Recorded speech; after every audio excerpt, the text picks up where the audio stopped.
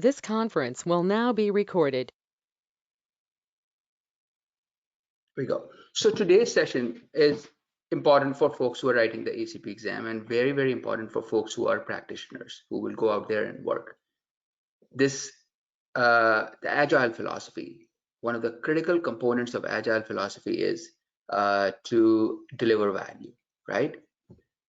You know, all the projects, now this is how we should look at it. This is how we should, whether you're working on a conventional project, whether I'm working on a conventional, when I say conventional, I mean the waterfall, or I mean the predictive approach, or sometimes also called plan-driven sequential approach, plan-driven sequential approach. This is what PMBOK 6, up till PMBOK 6, Project Management Body of Knowledge version 6 has been based on, primarily conventional. This is what we have been reading. Now came the adaptive, the new world, adaptive. Adaptive, sometimes called adaptive or agile, sometimes also called the flavors of agile, the different flavors that we learned about, be it Scrum, Kanban, XP, Lean, and DSDN and Crystal and all those other things that they are not important from exam standpoint, but Scrum, Kanban, XP, and Lean we need to know, right? So adaptive approaches, Agile philosophy, 4 values and 12 principles.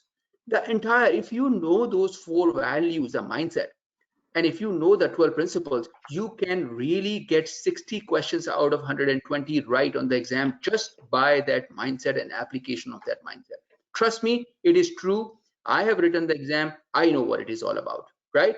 It is about, when I read this book that I have sent you, it's a good book, but it's also a cut and paste of screenshots from Google, right? If you say this book, you know, there's this book starts with, Mark Griffith's book starts with, this chapter, value delivery, starts with, you know, eat your dessert first. This chapter starts with eat your dessert first. It's a Google screenshot right there.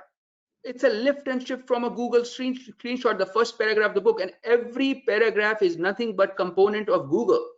What he has done is he assembled a very interesting book using the content that already exists. This has not been recreated, redesigned by anyone. He's done a fabulous job of a business analyst in gathering the information and putting it together. For example, he said, eat your dessert first. Agile methods believe in value delivery is what the book states. This is where the book starts. It believes in value delivery. And all the user stories that deliver the highest value must be delivered first. Eat your dessert first. But he moves on to say, life is short, weird things happen, there is this risk on the horizon. Projects do not just start and end right there. Projects start and then they end in that horizon, in that time span of a project from beginning to the end. There are various things that will take place, and along with risks. And sometimes these risks, especially negative in nature, would threaten even the existence of our project if they are not responded to really well. So whether you're working in conventional projects or you're working in adaptive projects, it is very important to address those risks. In Agile, we continue to address the negative threats. We don't worry about the positive. Positive things will happen, and it's great for my project. I'll embrace them. Who will not embrace a positive thing, right? Only super reactive project managers will not embrace positive things if they're coming their way. But negative things is something, negative aspects, negative risks are something that Agile watches out for very carefully. And this is very important from exam standpoint, because last time I was in another session, I was listening to this conversation on risk that was going on in your Thursday session. In Agile, how do we respond to risk? It's a very simple method. You write user stories, and anytime a user story is a high risk user story, it becomes a high priority item, and a response for that user story or requirement is another user story. The response for the risk is another user story. That's what Agile is all about. Agile is not about for Hamza, who has just done PMP, for Akshi, who is PMP certified, for Kumaran, who is PMP certified, for Liliana, who is PMP certified, for Vivek, who is PMP certified, for Rahul, who is PMP certified, for Gaurangna, who is PMP certified, and all other PMP certified folks sitting in this class. Make a note of this. Conventional approaches, risk responses are developed and diligently handled from day one on the project by creating a risk register. But on agile projects, for the next few sprints, the user stories that are considered high value and high risk, a response is developed in the form of a user story and added to the product backlog right there. So risk response is the user story. Make a note of this, because this is the only question on the exam on how do you respond to risk on agile project. Write a user story for a high value user story if it is also high risk. When I say high risk, I do not, though gone are those days when we start talking about high risk means threat, positive risk and negative. We are only going to handle negative risk. I don't want to. Agile philosophy says we do not want to, as a project team, waste our time on positive risk. We will embrace them. We are a team that is extremely motivated, self-directing, self-organizing. Why would we not embrace anything good that happens on our project? Why would we let it sit on the side? We'll integrate it very quickly. If it happens, that's great. If it doesn't happen, that's great too. But if there is anything negative, and if it is associated, if that negative risk is associated with any user story, which is scheduled for delivery in next sprint, the sprint after that, and the sprint after that, that level of horizon, just that level of horizon, 3 sprints. I would, 3 or 4, whatever the organization may deem fit, I would like to respond to them by writing another user story associated with it, right? A user story has high risk. Let's write a response, which will become another user story or another requirement. Every response is a requirement in Agile, right? That's how we address risk. Keep this in mind from exam standpoint. And if you do that, it's great, right? So there we go. So that's philosophy. This chapter starts with each user first. What does that mean? Look into the product backlog, understand those requirements, those user stories that deliver the maximum business value, and deliver them first. Because look at this, what is value delivery, right? It's very important to understand what is value. Now look at this here. Let's look at it together. Let's try to understand this a little bit. Let's put a new slide here. And let's go here. So you said, Hemant, quick question. You said like we generate risk response. I mean, risk responses are basically user stories, like converted to user stories, right? So you don't normally do it for more than 2 or 3 sprints. Is that what you're saying? Absolutely. Why look for things that are there? Because things will change another after 3 sprints again, because something new may get added, correct? Right. Okay. Right. Okay. So there we go. So the idea here is, look, what is it? Vivek, this question is for you. What do projects deliver? What do they deliver, projects? Either they deliver value, either it's a benefit or improving. So Vivek says they deliver value. Still not what I wanted to hear, but yes, of course they deliver value, but that's a later part. That's a later part. Liliana, what do you think projects deliver? What do you think projects deliver? What is, or let me just rephrase the question here. So Liliana, the question for you is, in the projects, what is the most important aspect of a project? As a project manager, who do you work with all the time from beginning to the very end? Who do you work with from day one to the last day in the project as a PM? The stakeholders? Absolutely, stakeholders, and good answer. And I'll go to Rahul now. Rahul, if you work with stakeholders, what do stakeholders have for you on day one when you join the projects?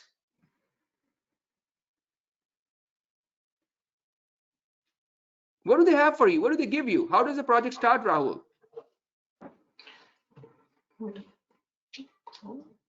Okay, Rahul is not there, so we'll go to Gaurangna. Gaurangna, Liliana said, or we started with Vivek. Vivek said projects ultimately deliver value. I agree with that.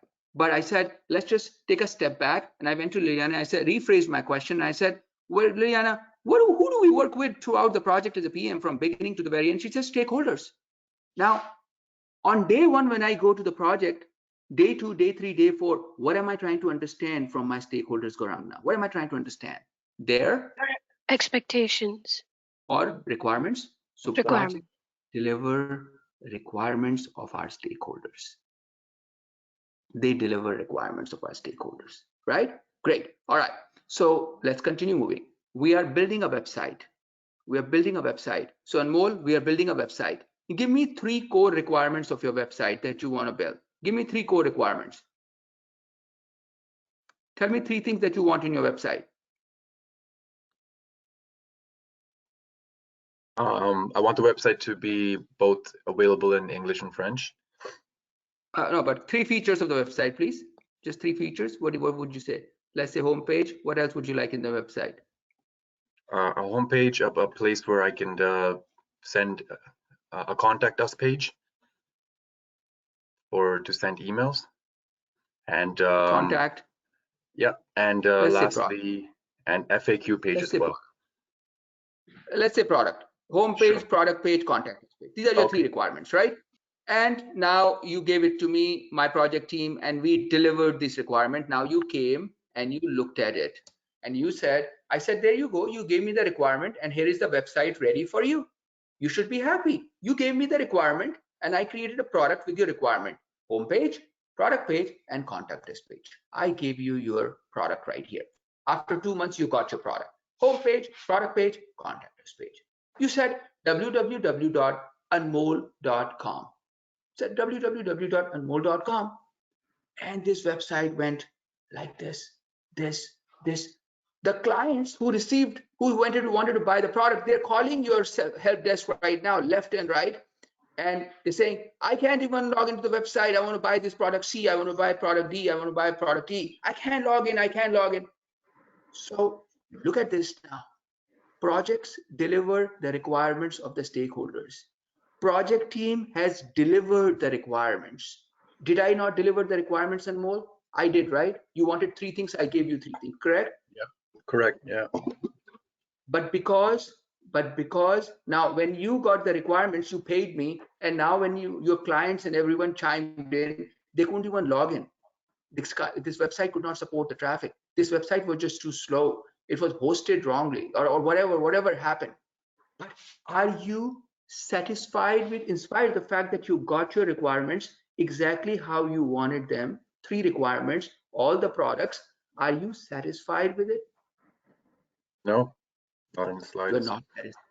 Just because, so is it fair to say that for everyone now, just because you have delivered the requirements of stakeholders in the time or within the schedule and within the budget, does not by any means guarantee that Anmol will be, Anmol what? You will be?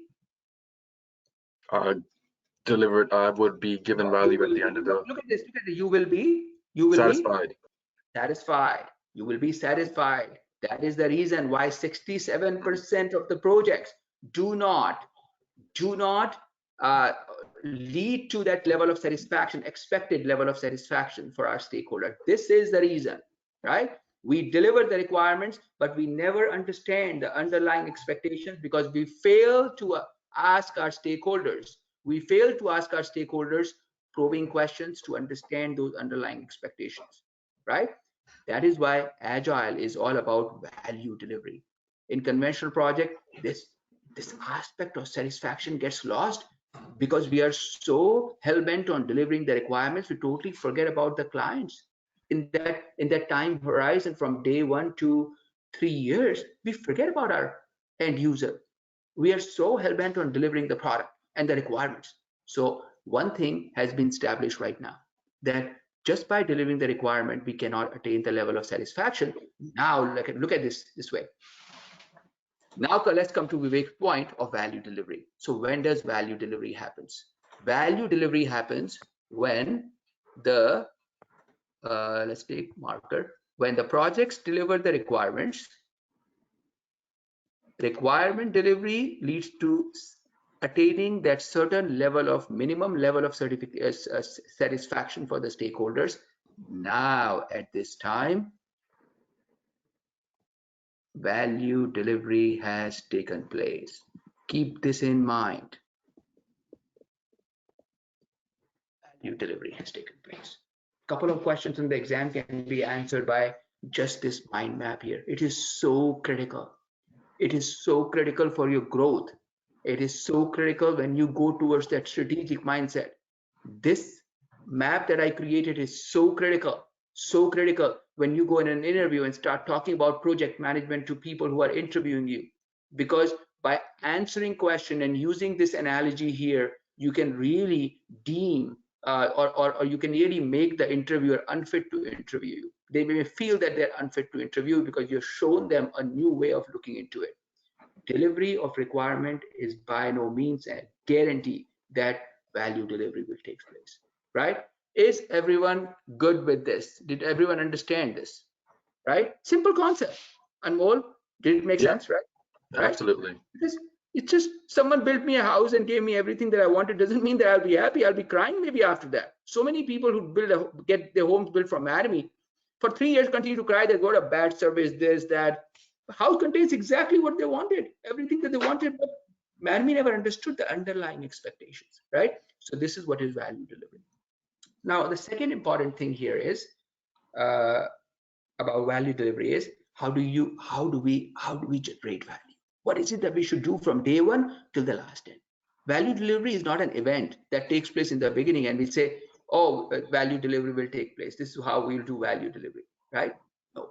So let us together as a class come up with what are those items that value delivery domain of ACP certification covers, or what are those elements that a project manager, agile coach, scrum master, or anyone who works with agile mindset must keep in mind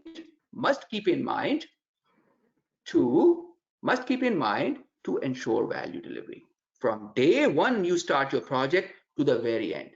Value delivery is not an event. If this is the timeline of a project from March 14th,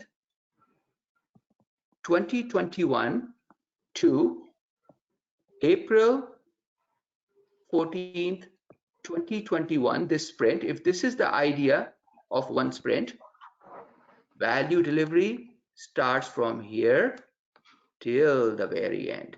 It is not an event. It is a mindset. Mindset is greater than a process. It is greater than a process. It happens every day. I think about value delivery, right? I don't go in there in the meeting and say, today I'll do value delivery, guys. Let's sit together and let's do prioritize. That's not how it happens. It's a mindset that we carry with us, right? Good, everyone? Good up till now? Roman voting, thumbs up, thumbs down. Awesome, great, good. All right, so now let's take a look at what is it that we need to know to be successful in the exam. Exactly this, nothing more. So this book contains a lot of clutter. One of the clutter is page number 86, what you receive, the material that you will receive. Page number 86 to 96 is no value delivery pages. And there are many such pages in this chapter where there is no value from exam standpoint or agile standpoint. It is just clutter to increase the size of the book. So you may want to go extremely light when you are reading this aspect of this section that you're receiving. Page 86 to 96, that all the folks that are writing ACP exam, from Mark Gifford's books that you receive every week, that section that you receive, I do not want you to please read that because it's useless. Useless from conventional project standpoint, you already know PMBOK guide. Useless from ACP standpoint, it does not matter at all. That concept does not matter at all. It's been put there just to talk about a few things, irrelevant things. It does not matter for an agile person. And I will touch base on those items here in my slideshow and you'll be fine. So page number 86 to 96, your time is precious, my time is precious. Why spend time on something when there is no value delivery? Simple philosophy, right? Simple philosophy, adopt it right here in the course too. Okay, so page number 86 to 96 go extremely light. So let's go and let's put a new slide. Now we will put together as a class, we'll put together what are the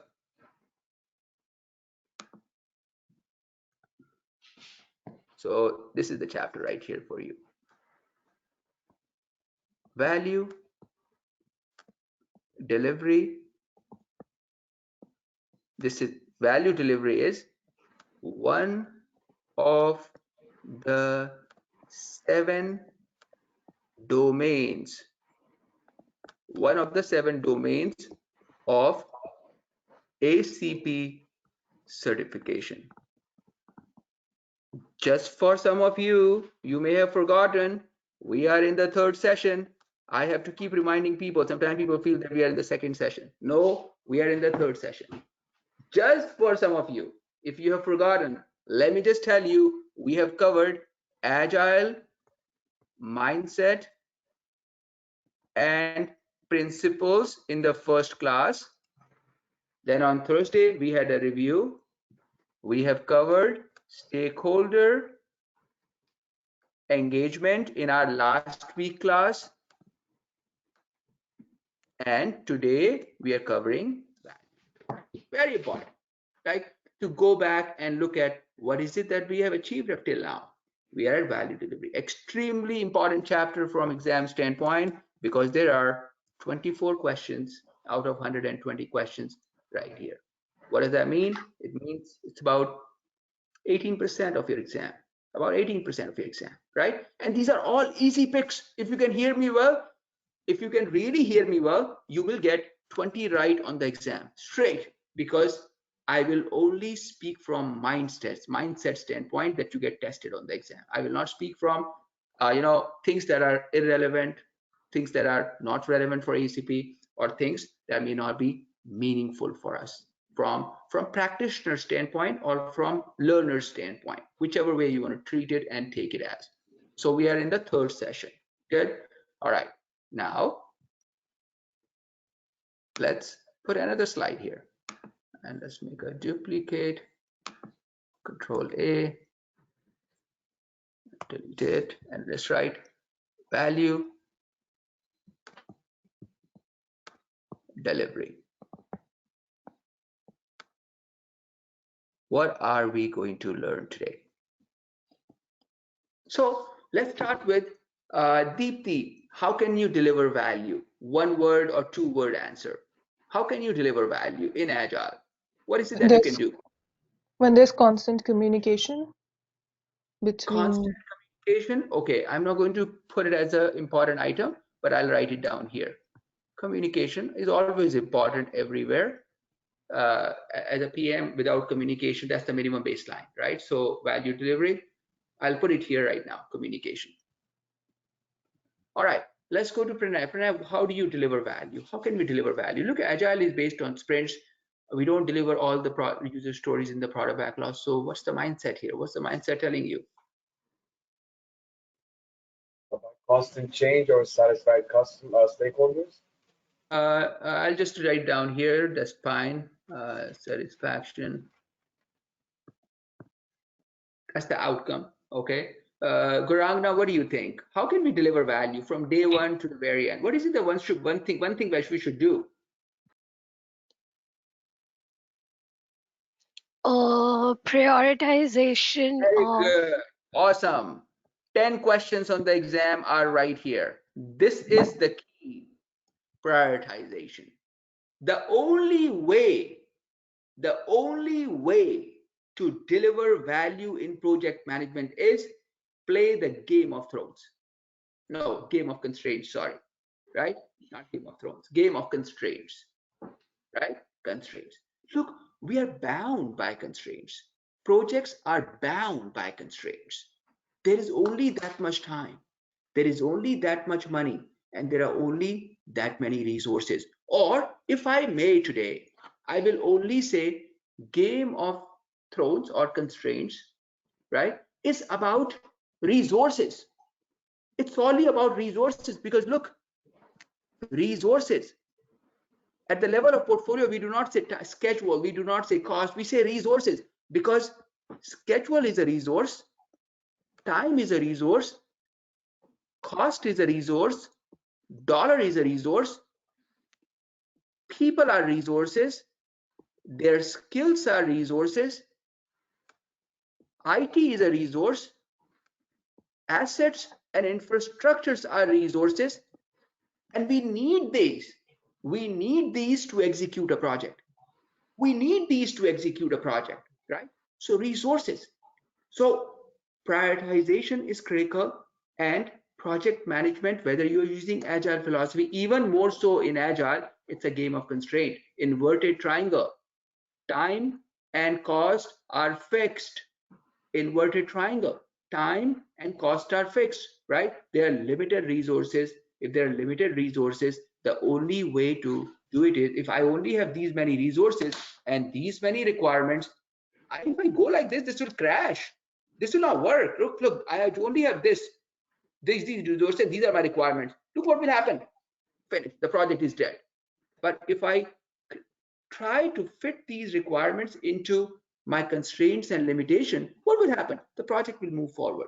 Maybe not with all the requirements, but with some that deliver value, right?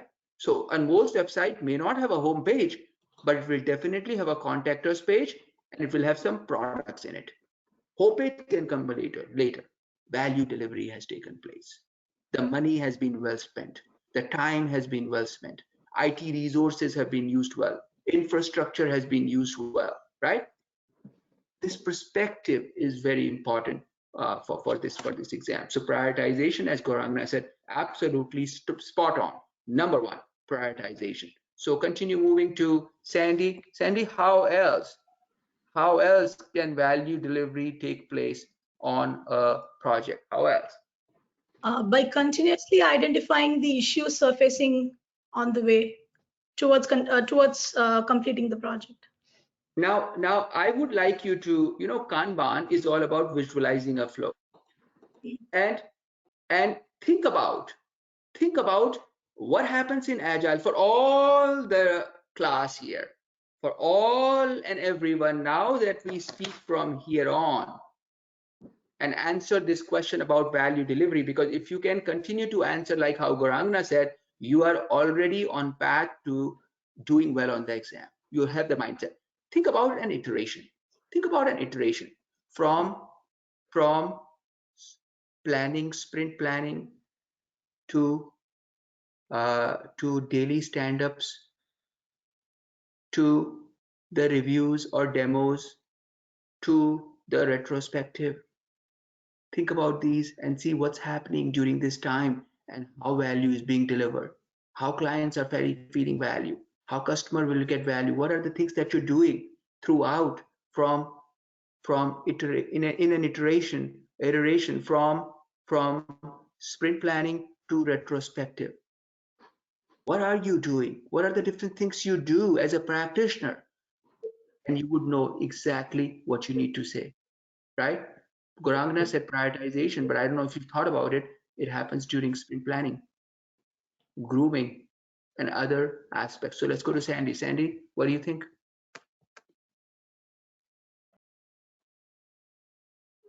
Let's see. Okay, keep moving to Hira. Hira, what do you think? What else do we do?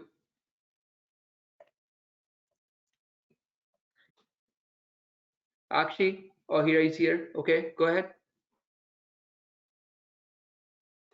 Well, I would say satisfaction, but you already put that up. Okay, satisfaction.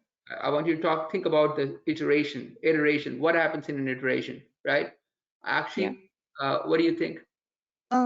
We create a shippable product and receive constant Very feedback. Good. Very good. Minimum viable product or minimum marketable features, or sometimes called minimal business increment.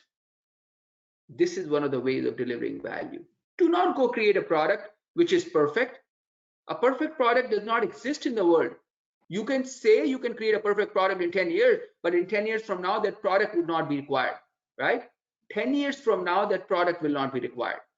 There is nothing like, I get so irritated when people come to me and say that I believe in perfection. There is no perfection on earth.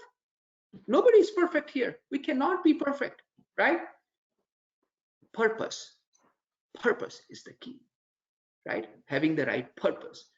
That purposefulness leads to creating a product that our clients can use sooner rather than later, so that maximum value realization can happen, right? So of course, yes, perfect. And you also said constant verification and validation. Very good. This is what Agile is all about. This is why I said, think about your iteration or a sprint, from sprint planning till retrospective. Sprint planning, then comes daily stand-ups, then comes demo or sprint review, whatever you want to call it, then comes retrospective. Right? Sprint planning, what happens? Prioritization takes place. Prioritization takes place, and one more thing takes place. Kumaran, what else? What do you think? What is Agile all about? Is Agile about a perfect product? Is Agile about a perfect product? No, it's a minimum marketable product. Yeah, but continuous, consistent delivery. Is your product created in one run? Is your product created in one run? One run? No, it's on iterations. Incremental and iterative delivery is the way to deliver value. Incremental and iterative delivery. So guys, you know what you're doing right now? You are putting together the sentiment of this chapter. You can answer all the questions on the exam just based on the mind map we are creating. So let's pay attention to this a little bit, right? Incremental and iterative delivery. Could you also say that continuous and continue moving? No, right now we're just brainstorming, so no questions right now. Continue moving. Let's go to Amandeep. Amandeep, what do you think? Based on the Agile philosophy, what do you think? Probably changes. Changes, responding to change over following a plan. Of course, that could be one of the reasons. One of the value system is responding to change. One of the 4 values is responding to change over following a plan, but I'll leave it here right now. Responding to changes can lead to value delivery, yeah, but in that small little horizon of an iteration, responding to changes may not be, right? In the big iterative horizon, yes, but in one iteration, so yeah, of course, responding to change. In the next iteration, I'll bring it on, not in the current iteration, right? That's what Agile philosophy is. Okay, great. Continue moving to Vivek. Vivek, what do you think? How else can value delivery take place? Building a working system. Yeah, working system, minimum viable product, minimum marketable feature, or minimum business increment. So minimum marketable feature is sometimes called the minimum business increment. Means business can start using it. Minimum viable product is not something that business may start using. It is only testable and feedback can be provided. Keep this in mind. Minimum viable product is not necessarily a product that a customer, client, consumer can start using. It is for the product owner to see, witness, and provide some feedback. So minimum viable product is a feedback, is to provide feedback. A small little prototype, a mock-up is a minimum viable product. But can a customer start going on a mock-up and say, I will buy a product? Can you do that? I don't think you can do that. A mock-up, customer cannot go. It's a front end. That's it. Nothing at the back. It's useless. It's useless for a customer, but for a product owner, like it. It's the aha moment, right? So keep the incremental and iterative delivery. So yes, of course, it's already on the board. So that's great. Let's go to Hamza. Hamza, what do you think? What else do you think? Constant improvement through retrospection. Very good. Absolutely. Constant improvement through retrospective. So Hamza, did you see how visualizing an iteration helps you understand how value delivery is taking place in an environment. Do you see that in Agile?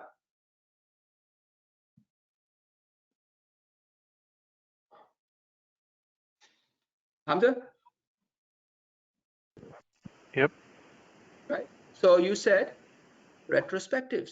Absolutely. Retrospectives are also ways of value delivery, because in the next iteration you will come and improve a little bit, improve the product a little bit, clean it up a little bit. What else do you guys think? Let's just go down and let's go to Anmol. Anmol, what do you think?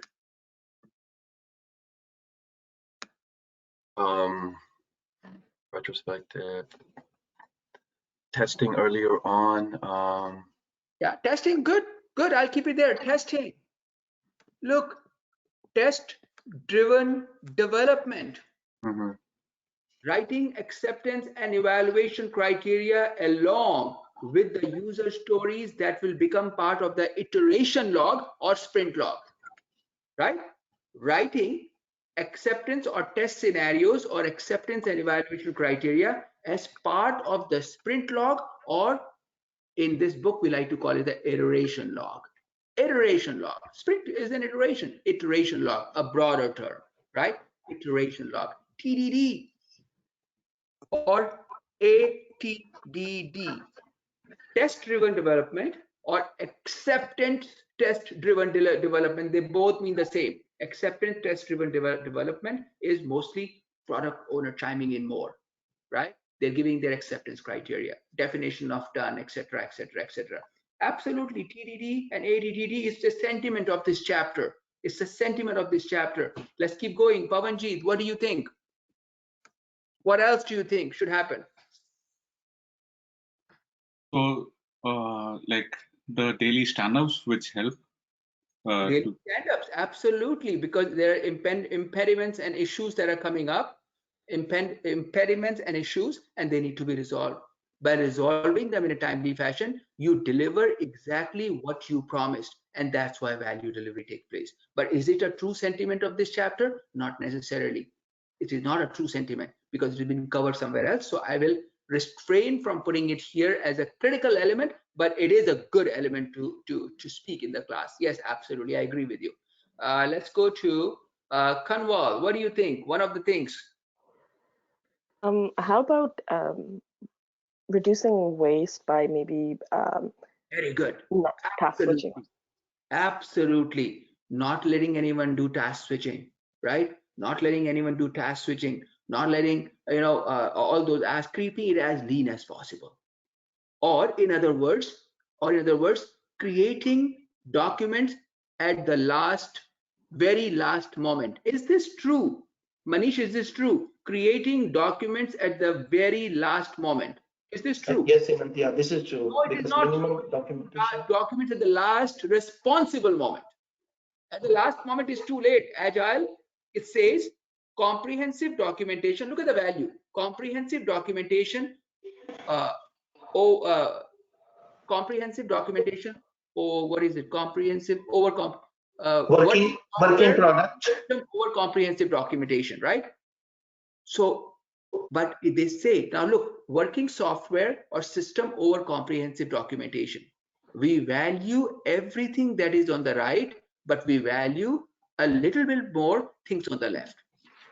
Below the 4 principles, just like a credit card statement, to buy the product will charge you 18.5% interest rate. Similarly, Agile also in the bottom has written, it's not like we don't value things on the right. We value things on the left a little bit more, right? So last responsible moment. Agile requires documentation. Look, there is a product backlog. Without product backlog, we cannot sustain ourselves. But at the last responsible moment, let's not waste time creating documentation that will never be used. For example, how many times if I go, the other day I was trying to buy a software or something, and I couldn't log it in. I couldn't bring it back into my laptop somehow. And I did not even care to look at their FAQs because I know they have not been updated for the last 15 years. They are useless. They're the most useless thing that is created by most organizations for namesake. For namesake, because some of them work in regulated industry, they need to keep it, they keep it. They never even update it. It's so useless. It's waste of time, right? So perfect. Yeah. So documentation at the last responsible moment. Also, there's exam question. Creates value because you use that time for something else. And Kanwal said, lean. Think lean. Reduce waste. Think lean. Think lean. All right. So continue moving to Liliana. Liliana, what do you think? One of the things. Return of investment, because I think everyone would like to to get value for their money. Return on investment, never forget about this.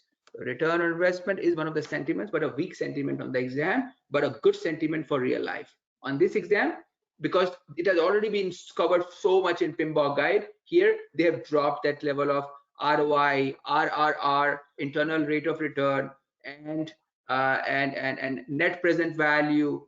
It's been covered in this book, but I would not want you to waste your time on that. Net present value, IRR, ROI, and all those other payback period, etc., etc., etc. Right? Good sentiments, but for this exam, good to know, but not on the exam. How are we like this, right? Good to know, but not on the exam. But ROI for me personally is a very good sentiment. Okay, all right. Continue moving to Mehem. Mehem, what do you think? One of the sentiments for you?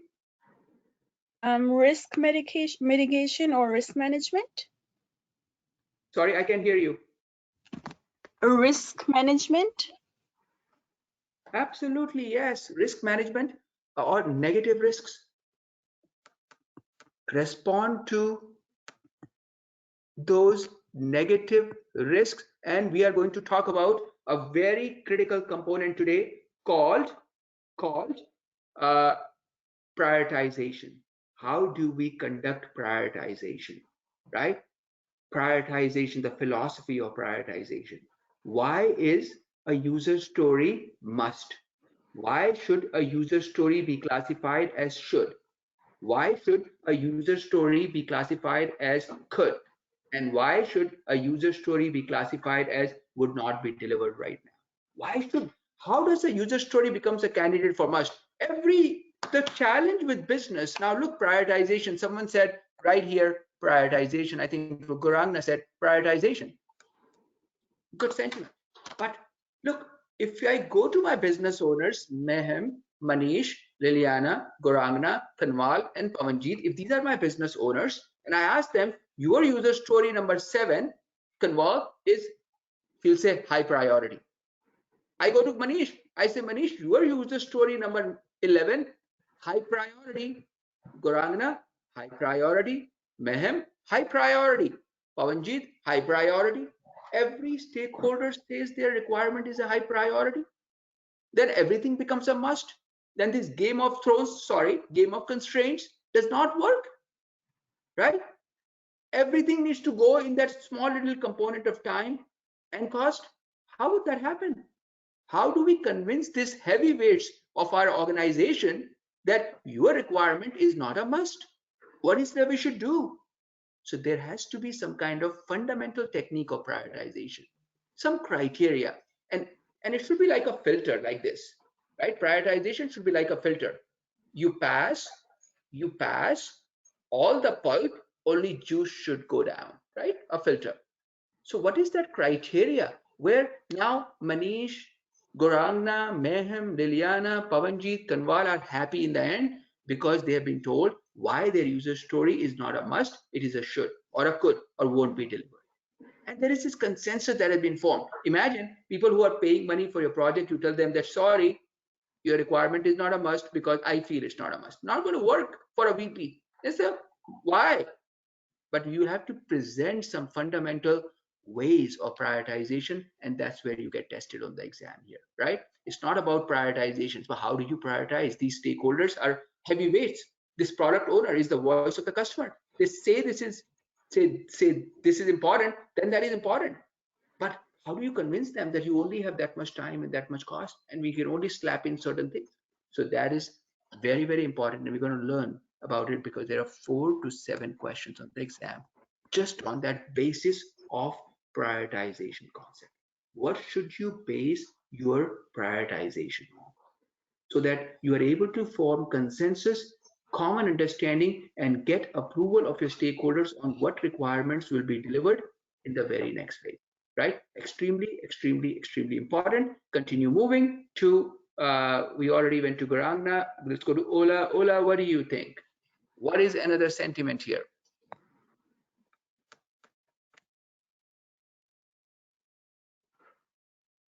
Well, I'm thinking, like you mentioned before, when it comes to waste, waiting and task switching are also very important. Waste, we'll leave it here. Lean and waste, that's fine. Reducing waste, think lean, that's good. All right, let's go to Simran. Simran, what do you think? What else do you think? Constant feedback. Constant feedback, absolutely. Maintaining the feedback loops, and which comes from, we can say this can be map feedback loops, which can be also, let's just make an arrow from here and let's take it to, let's connect this to right here, verifications and validation, right? Constant feedback by verifying and validating, or in other words, sprint review and demos, or in other words, sprint reviews, iteration reviews and demos, right? Good, very good. Continue moving to Jamshed. Jamshed, what do you think? Hemant, the only one I was not seeing here or was definition of done. That it's there. It's definition of done is there. It's part of TD, ATDD, and definition of done. TDD, okay. Test driven development, right? Yeah. All right. Continue moving to Venkatesha. Venkatesha, what do you think? What do you think? How do we deliver value? What is it that we provide to our stakeholders that they can walk in high traffic areas and see these things anytime, anywhere, and provide their suggestions immediately, understand where the project is? What is it that you're doing? Keeping it simple. Keeping it simpler? No. Think broader, think higher a little bit. What is high traffic area? Put something for my stakeholders. I'm visualizing the flow. I'm trying to, right? Visualizing the flow. Where does visualizing the flow come from? Wireframes? No. No. Look, Kanban. Work in progress, limiting work in progress. Very good. Kanban boards, and look at your work in progress. Limit the bloody work in progress. Right? Limit the work in progress. Because there are bottlenecks that are being created. So exam question is, limit work in progress should be limited to reduce bottlenecks. That's what happens. Bottlenecks get created. Reduce task switching. Bottlenecks are being created. So Kanban, use of Kanban board is a sentiment of this this chapter or this domain. Let's go to Gazwan. Gazwan, what do you think? Let we say team collaboration and knowledge sharing. Knowledge sharing, I'll leave it on top here. Yes, it is it's not a sentiment of the chapter, but yes, of course, knowledge sharing can be one of the ways. Share the knowledge, create T-shaped individuals so that if one person leaves, it does not impact our project. That is one of the ways of delivering value, but not a critical component of this chapter, but not bad. Falabi, what do you think? Did we miss something here?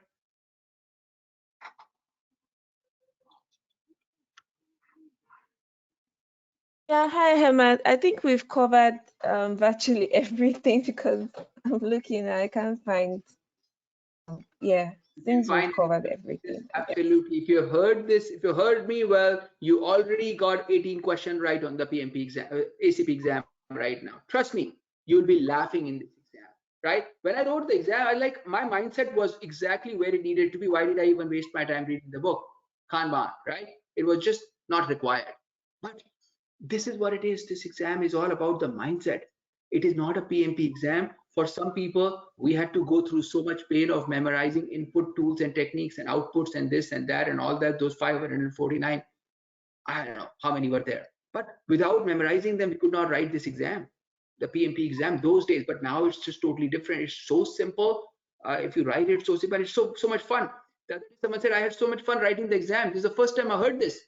Because there were heat maps on the exam. there was this picture that was created, and you could take your mouse and hover it and click somewhere and say, this is where the answer is. Heat maps. It made an exam very interesting and playful. It's like playing a game, right? So people are having good experience. If you know or have the mindset, you're enjoying the exam, right? So it's the whole idea of testing people, testing practitioner is changing because more respect is being given to a practitioner now, right? Don't test people on the formulas, right? They're not stupid. So the idea is they're not stupid, man. Just test their mindset. If you want to give them a PMP certificate, test their mindset. Do they have a mindset? Create questions for the mindset. So FLRB, there is a little bit more to this, right? We are not letting it go so easily. So we'll continue moving here. You'll think a little harder. Let's think a little bit harder. Agile projects. So I'll give you a tip here. Are all the projects can you execute all the projects with internal capabilities with your full-time employees, or sometimes do you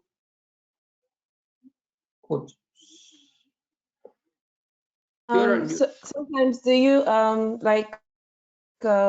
contract it to somebody else? Absolutely. Agile contracting, very, very, very important sentiment. Agile contracting, but there is nothing. Agile contracting does not mean that you need to know a fixed price contract, or you need to know cost reimbursable contract, or you need to know time and material contract, as what we had to do when we wrote the PMP exam. No, you are not. If it is in the book, ignore it. Agile contracting means contracting in short term, 2-3 sprints, so that we are not bound. We are not bound to anyone. If they're not performing, we can take them out. You don't deliver value, get out, right? Simple philosophy. Does that make sense? Should it be there on the board now? What do you think? Right? See, thinking together helps us understand a little. I could have driven the slide. Actually, I would have loved finishing 20 slides by now and get this chapter over and then have some fun showing you. I want to actually show you today prioritization, do some whiteboarding with you, and together, learn about burn down charts and all that kind of stuff. But I feel this is important to create the big picture. And together, all 25 of us have created a big picture, a mind map of the entire chapter. You can visualize it from here now. This is my focus area. Now, Rahul, can you think of anything else that we have left?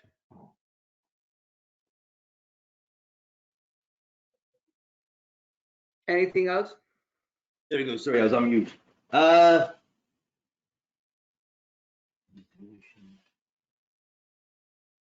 mean, it's very difficult for me to right now bring out something, right? So if the I'm only thing difficult, and I think we probably continuous integration. Yeah, so continuous integration, XP, very good. Yes. Oh, yes. Look, value delivery happens using sometimes so the answer would be some software approaches, software development approaches like XP, where we will refactor, continuously clean up our code rather than cleaning the code after 6 months. Continue to clean your desk every day. The philosophy is clean desk policy. It comes from agile mindset, comes from clean desk policy. So for developers also, they say clean your desk. What does that mean? It means clean your code every day. Don't leave it for later. Don't write these codes that are like jumbled wires. In the end, no one will understand them. Every day you write a code, or every refactor them and pairing and refactoring. XP philosophy get tested here a little bit, but because you already know from agile principles and mindset what is XP and what are the two important components of XP, which is refactoring and pairing and refactoring. So it gets covered right there, but we'll write it down and I'll give it a broader term. Use adequate software development approaches where value delivery can take place. Don't use the sequential software development methodology. Don't think waterfall every time. Think waterfall iterative, incremental waterfall maybe. Think about XP maybe sometime for some projects that are very lightweight projects and where scope is really well defined, right? Software development approaches, primarily in the exam, you will get tested on, they'll ask you a question on refactoring, they'll ask you a question on pairing. Both ways are of validation. Is validation philosophy. Verification, it falls under verification and validation. Continuous verification and validation. Even for 1 hour of work in development, it should be tested.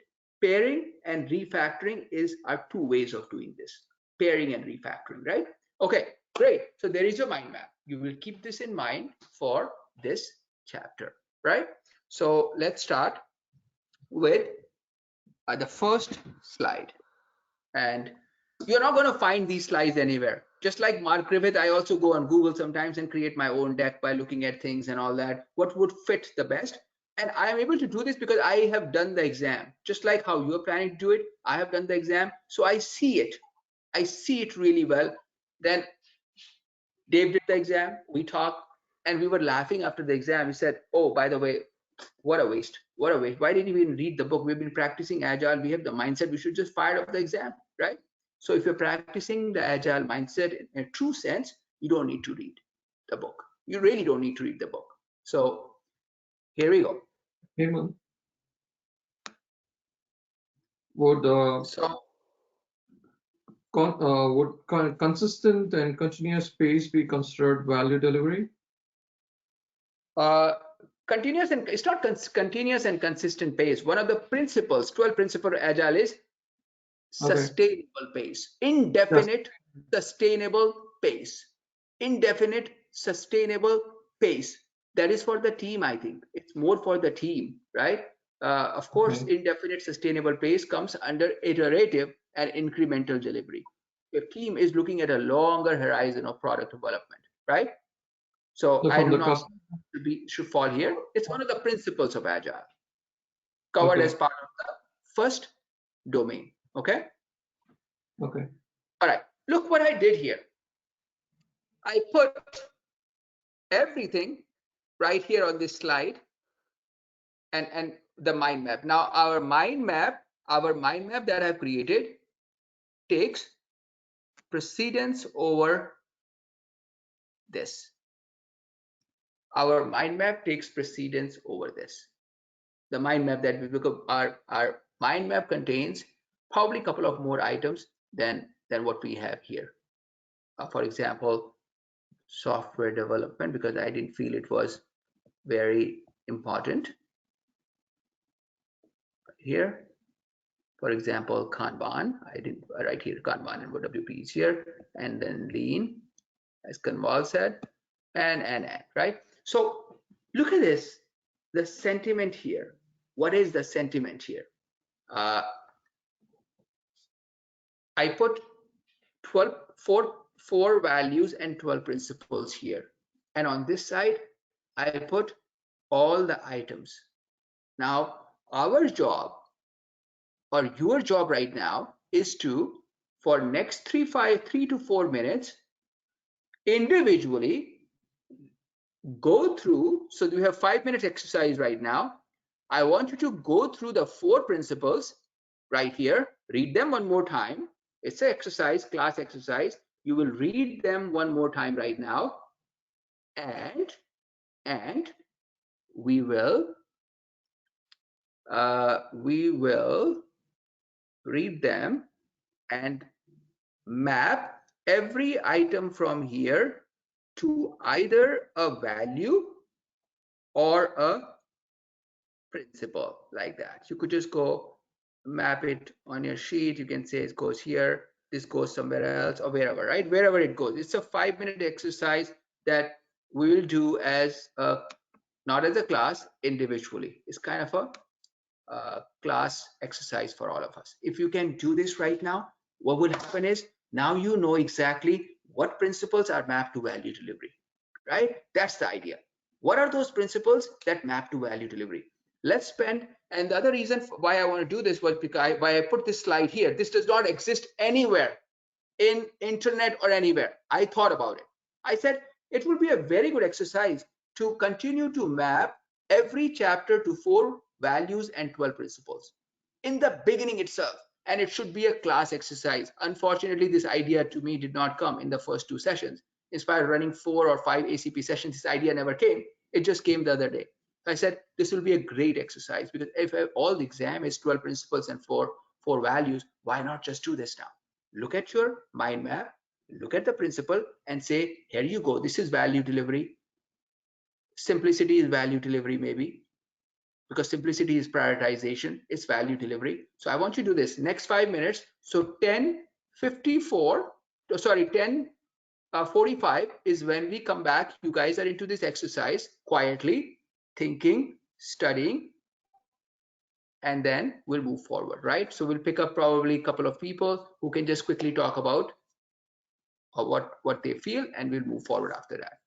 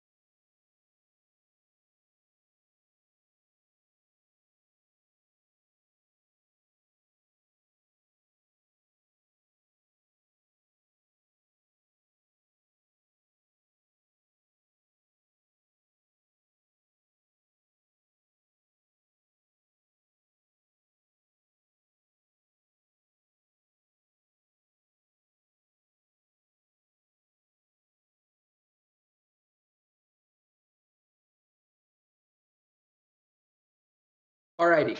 So let's go to, let's say Gauranga. Gauranga, what do you think? Let's just quickly wrap this up. What do you think? Which values and what principles have you pointed out? So, for example, the first one, prioritization, I think it's related to customer satisfaction. The one of the 12 principles. Do you want me to go through all of them? Just say what principles are associated with this chapter. What are those 12 principles that are associated with this with this chapter? So I think customer satisfaction, as I said, regular reflection, frequent So delivery. 1, 2, whatever you thought. So number 1, number 2, which one did you think? For customer satisfaction? No, just generally, which principles did you think fit this chapter of value delivery from here? 1, 4, what did you think? Just like that from here. Oh, so number 1, yeah, number 1 for the first one. For the second one, it's number 3. No, not number. I'm just saying from here, what do you think fits into value delivery from here? Oh, from here. So, okay, it's number 1, number 2, number 3, number 7, number 8, number 9, number 10, and number 12. Does everyone agree, or is there any additions to that? Does everyone agree with this? Or does someone wants to add to this or remove something? So the only ones that I wasn't able to line up with one of these points was number 8, number 11.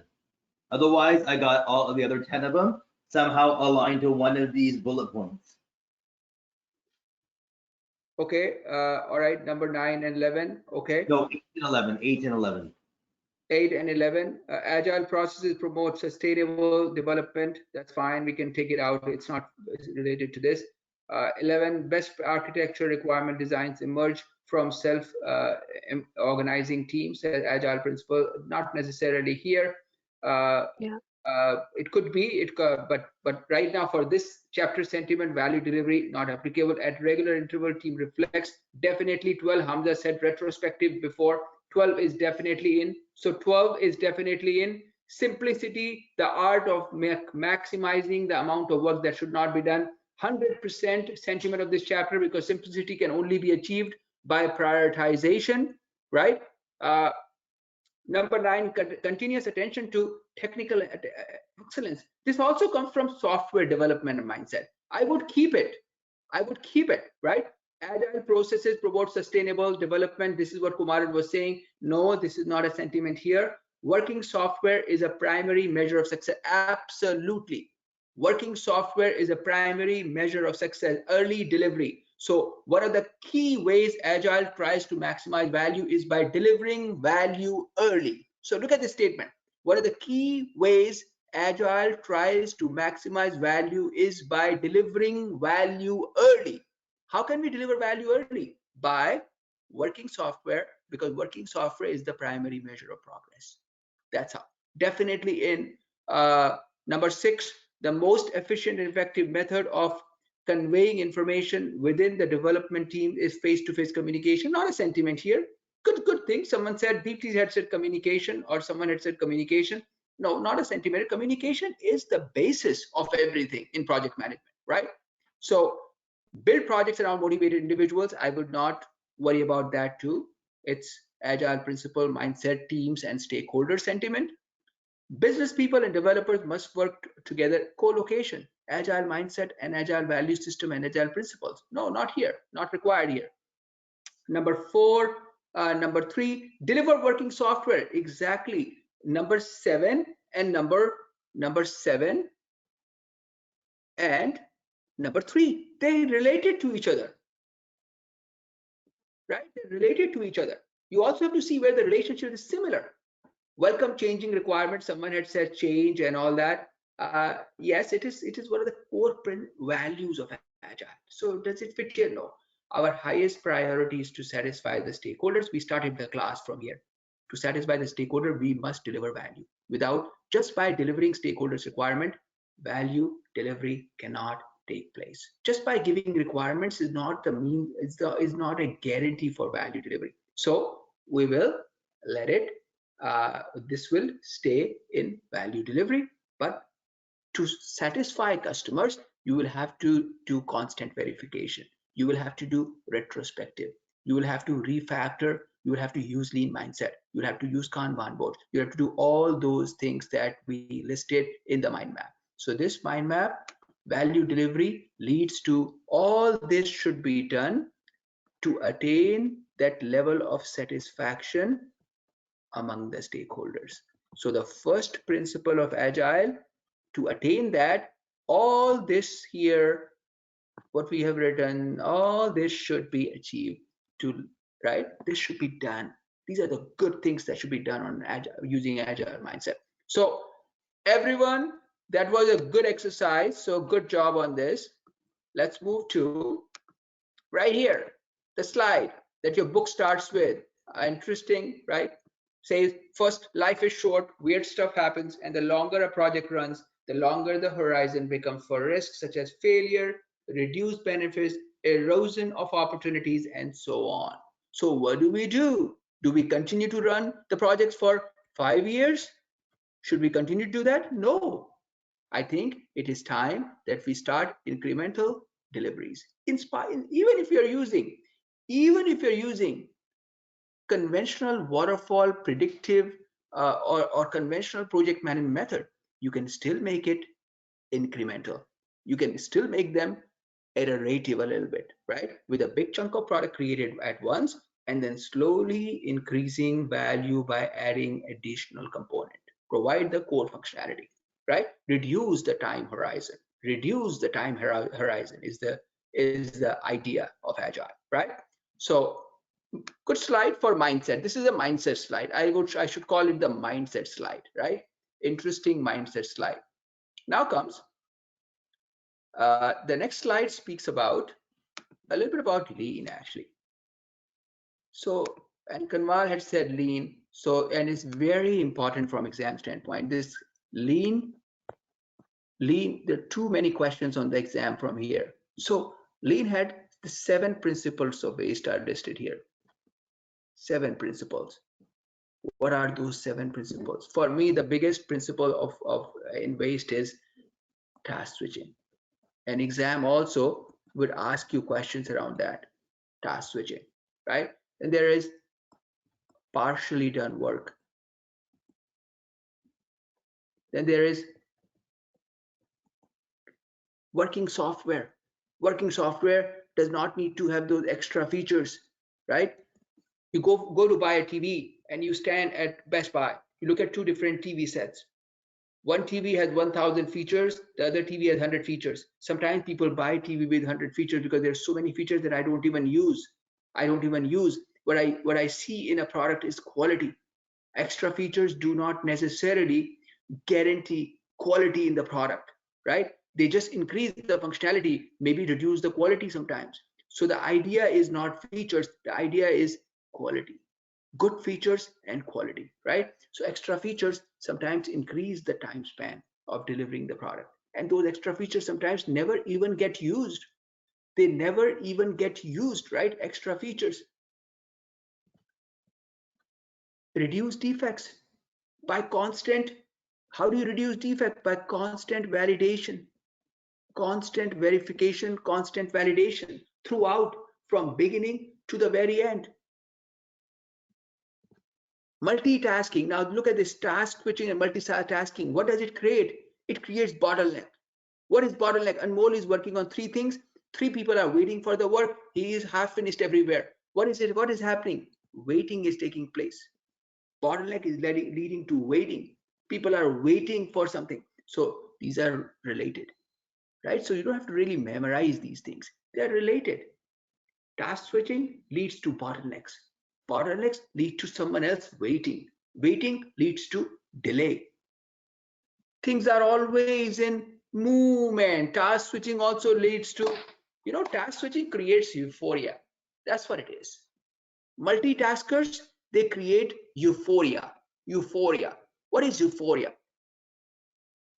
This is what is euphoria. Very interesting phenomenon. Euphoria is when we get too excited, right? Project managers come to the meeting and Akshi says, I'm working on activity number A, activity number D, activity number G, H, I, and M. Status meeting number 1. Project manager is like, Akshi is one of the most productive resources. One of the most productive resources. Sentiment. Week 2, I'm working on task A, activity A, B, C, D, E, G. 2 activities are even better. Week 3, week 4, by week 4, what is happening is partially done work. Everything remains 25% complete. Not even one task is completed. And someone said, work in progress, right? It's always work in progress. Nothing is getting done. So partially done work, waiting is increasing, and there is constant motion. It's motion. So look, this task switching principles of lean, actually everything originates from here. Sometimes we don't witness it like this. Sometimes we don't watch it like this. Task switching is guilty. People who task switch are guilty for waiting, they're guilty for motion, and they're guilty for partially done work. They're guilty for this. They create euphoria in the beginning, excitement that too much work is taking place. For week 1, week 2, week 3, it's okay. But week 4 onwards, there are other team members charging $100 an hour, and they're sitting idle because of these task switchers. Because everything is 50% done, 30% done, and 40% done. Nothing is complete. Sometimes when project managers get fired, a new project manager comes into an organization, the first thing they do is, guys, stop it right here. Let's do a postmortem and see what's happening. And one of the 90% of the time, one of the important things that they identify is team members are task switching a lot, because of which nothing is getting done. You know what they do at that time? They will say, well, Hemant, we're only going to work on activity A and B right now, finish it, and then we'll move. Leave rest aside. Prioritize. We start immediately prioritizing. And they say, what requires your urgent action, right? Urgent action. Start working on that. What requires your immediate action? Start working on that immediately. So there you go. There's 6, and task switching, waiting, motion. What did I miss, guys? Task switching, partially done work, extra features, defect, motion. Yeah. What I missed was extra processes, right? This is very processes. Organizations, what they're doing, most of the great organizations, they're liberating people of policies. They're liberating people of policies, because policies bind people, right? They bind people. So what are organizations doing? We should have less and less and less and less policies. When we liberate people of policies, we'll give them freedom to express themselves a little bit more. So the idea of expressing yourself a little bit more at work happens when you start liberating people of these different processes, because processes do not do anything sometimes, right? Extra processes, remove them. So again, if you take a look at it, task switching remains the most critical part, and from exam standpoint remains one of the critical components where you get tested. So these are 7 principles of lean, something that we were supposed to discuss in the first class, but I just wanted to go over them one more time so that you don't memorize them. You understand that task switching is critical, and 4 items, starting from here, waiting, and motion are all related to task switching. Extra features, defects, extra processes are 3 other items. The principles of lean come from task switching, right? People who multitask are guilty of creating this, or adding to the problems of a project. So keep this in mind. Lean, very, very important concept from value delivery standpoint. right? If you want to deliver value, look at your processes. Look at people who task switch. Look at a partially done work. Look at extra features. Look at defects. Look at waiting. Look at motion, right? All right. So value delivery, two important components are here, right here on the left, right? I put all the activities related to minimizing waste, something that I have already discussed. And on the left, we have some of the components that we have discussed already. Projects are, why do we undertake project? Because we undertake project because we want to generate value. We want to deliver value, right? And that is the primary reason. As in the beginning, we started the class, we said to attain that level of satisfaction, because only when the stakeholders will be satisfied, then value delivery has taken place. Sometimes we feel that organizations, I don't know how many of you worked on regulatory projects, right? How many of you have worked on regulatory projects? How many of you worked on regulatory projects here? Sandy has worked on regulatory projects. Anyone else who has worked on compliance and regulation? Hemant, I worked. Okay, some of you have worked on regulatory projects. You know, from organization standpoint, the regulatory projects are the projects sometimes should be highest priority, because the regulatory body sometimes says that you should be compliant by 2025. Organizations take it lightly, and because they take it lightly, they start implementing this project in 2024. What happens by that is there is this unnecessary sprint now to make yourself compliant with regulation, right? I'll give you an example. In South America, Scotiabank is the only bank that does most of the business. Some of us may not know it. South America, Scotiabank has its presence, except for South American banks. How did Scotiabank enter or emerge into this market ahead of TD, ahead of RBC? Compliance projects are one of the ways of delivering business value. If you will make yourself compliant, then if you make yourself compliant to a certain regulation before others. Yes, it is an investment to become compliant, but compliance opens business opportunity. For example, Scotiabank, by putting or bringing its standards of banking and complying with South American standard, opened a new horizon, a new market space. By becoming the first bank to be compliant with South American policies in banking, they became compliant with South America. What that does was they became the first bank to enter there. Scotiabank also took another leap of faith by going into India and complying themselves with some banking norms, and any international student that came to Canada had to buy a GIC from Scotiabank. It was mandatory. There was no other bank at that time, but now some of the Indian banks, even Indian banks were not compliant with that. Canadian government would not take a GIC from anyone except because they were compliant, right? Now they have added some more banks.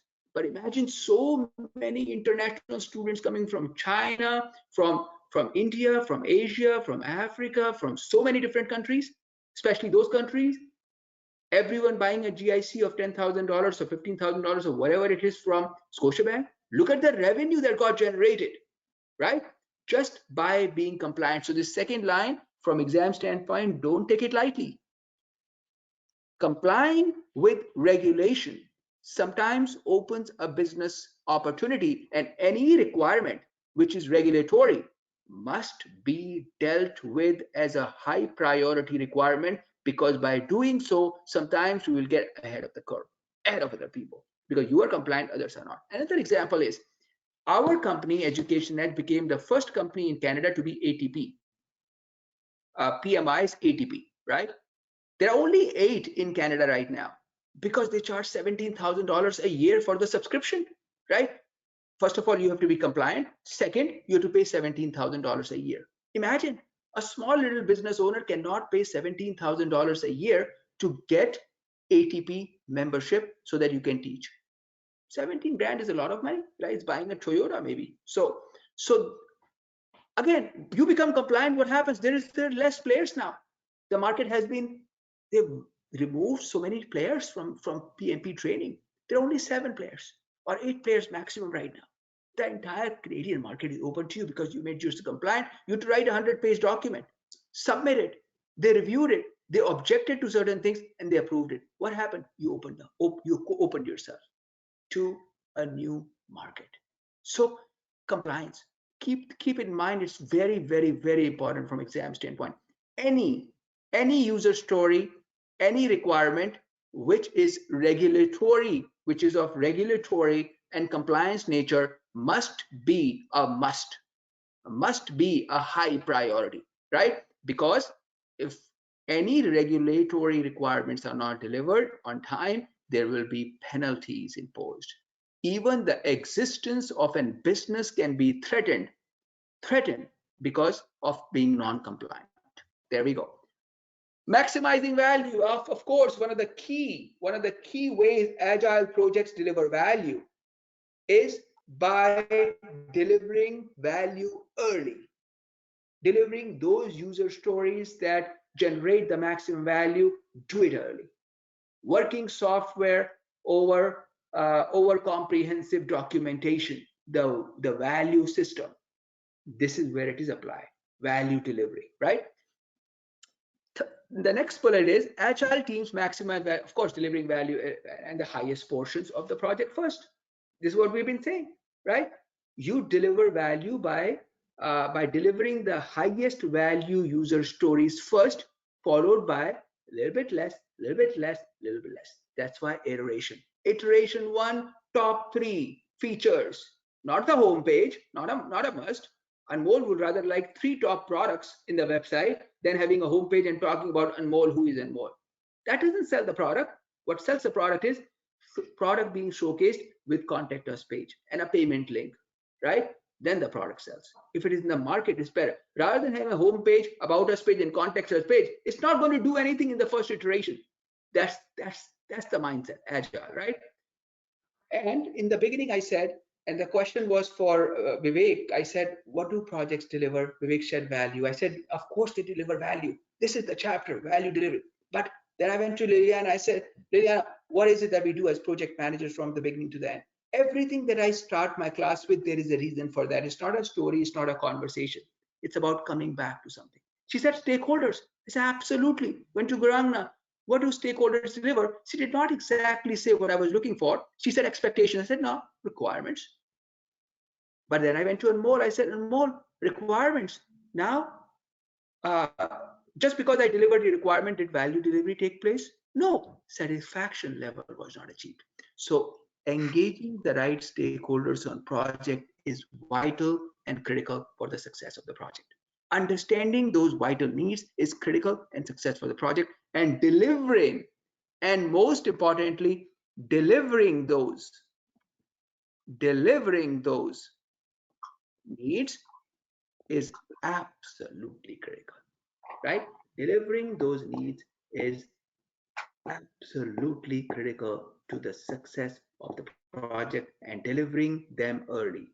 The value of the 4 values in Agile, one of the values is working software over comprehensive documentation. It fits here, and now they have removed working software. They say working system or working product. Why? Because agile mindset is not information technology mindset. It is not a tech mindset. Agile mindset is a mindset of any organization that plans on delivering value. It is not necessarily an IT mindset. I have been doing an experiment at City of Hamilton with 3 other engineers, and at this time we are building a sidewalk. It's just going to start in March, right? That's one of my ongoing endeavor with City of Hamilton, to see if we can use Agile. Maybe we will fail, who knows? It's a great experiment that will take place in the city on King Street, but maybe we're going to fail in this capital project, but at least there is a need to experiment. And the general manager of the city realizes that it is very important for this need. Otherwise, they did not need to train their contractors on the philosophy of Agile. They would not have thought about it. Not because they have, so City of Hamilton has 17 different departments. One of them is engineering, one of them water, transport, and all these 70. So we work with 11 right now. We started with engineering, and slowly with the kind of work we do, 11 departments. You know, every department has a $98,000 budget for training every year. We are not there because they need to burn the money, and that's why we are there. They'll give it to us. They see a lot of value because I don't come with any networking or backing of anyone. I come there with knowledge and I stand with knowledge and I speak with knowledge. So the idea of an experiment, and even if the experiment fails, this contract is not going to go away. It's an experiment because everyone is seeing value behind it, right? So that's why they removed software recently from the value system and they added product or system. Any organization can use this mindset. Keep this in mind, right? So the last is increase value, reduce risk, and any user story that is a high risk is a high priority candidate. And as I said in the beginning, any high risk user story will have a response right there in the product backlog in the form of another user story. Response is a user story for a high priority user story. Response is a requirement, another requirement, and it becomes a high priority user story, high priority requirement. Any user story that is high risk gets delivered first. Any user story, listen to this carefully, because we'll kind of like explore this idea a little bit, because there are 3 to 4 questions on this mindset on the exam. I'll explore it with the class. Listen to this. Any user story that is a high risk user story, when I say high risk, I'm not talking about high opportunity. I'm talking about high threat. High threat. Any user story that is a high threat user story must become one of the top product backlog items. This is the statement I have made. And I will like everyone in the class to chime in for like 5-10 seconds each and tell me why, and then we will take a break and come back. Okay, all right, then let's start with Hamza this time. Hamza, validate my statement. Sorry, you were breaking up. Could you just help me with the statement again? Yeah, the statement is any high risk user story is a high priority user story. Why? Yeah, so priority user story, it means it should be on the top of the product backlog and should be delivered in the next few iterations immediately. Why? High risk user story will generate a risk response user story, and the impact of actually not completing this user story, it may be higher. It may introduce additional risk to the project. So you want to do these first.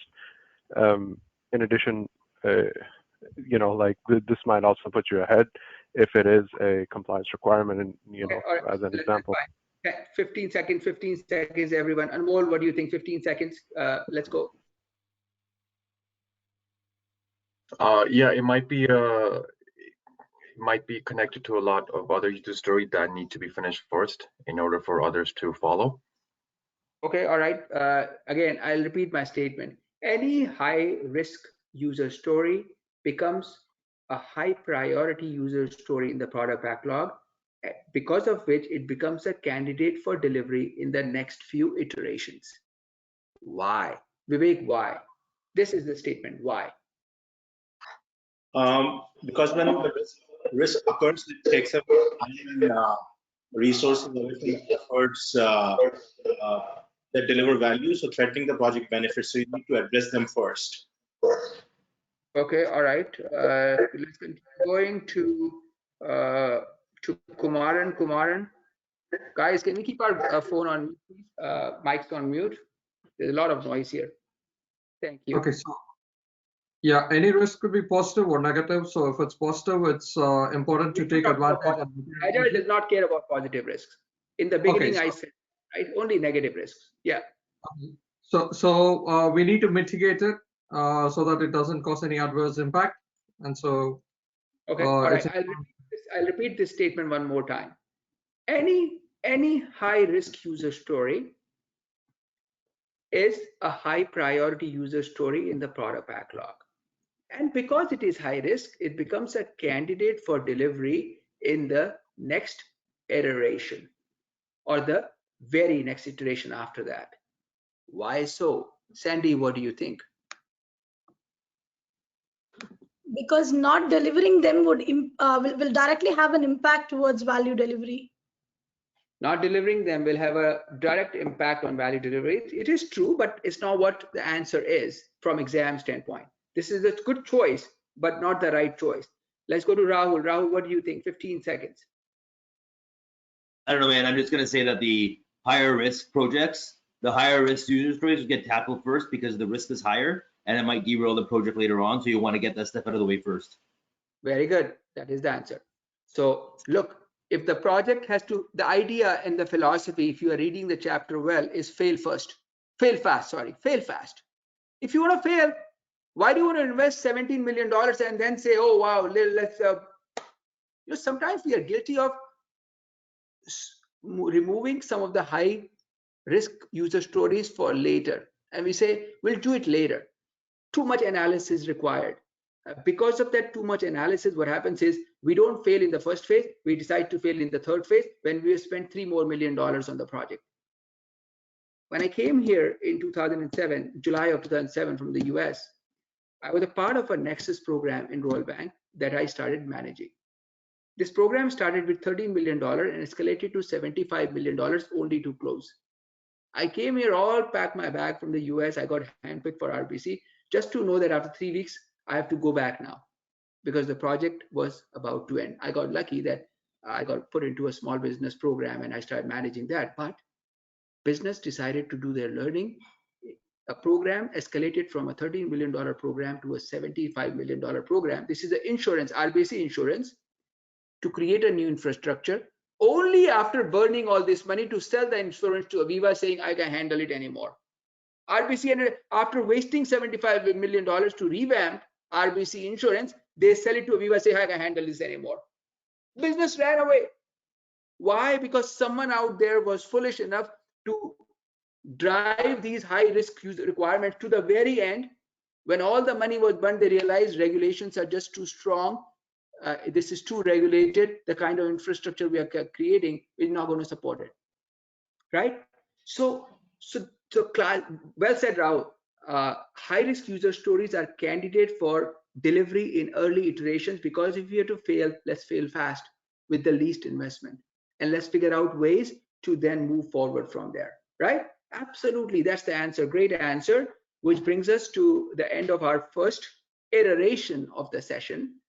We'll take a break for about 10 minutes. We'll come back, go for another 45 minutes, look at maybe 7-8 slides and try to understand them a little bit. And then we'll see where it goes. And then we are coming to Liliana's return on investment actually, but it's not important from exam standpoint. Okay.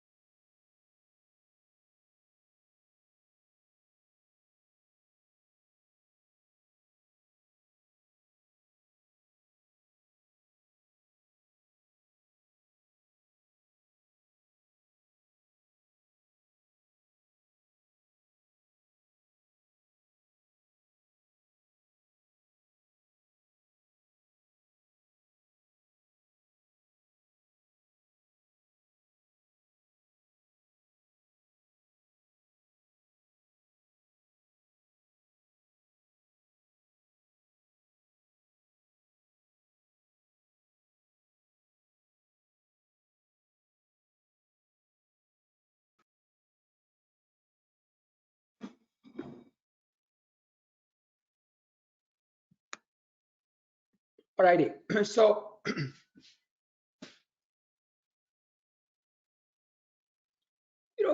business value. What is business value? It is usually assessed.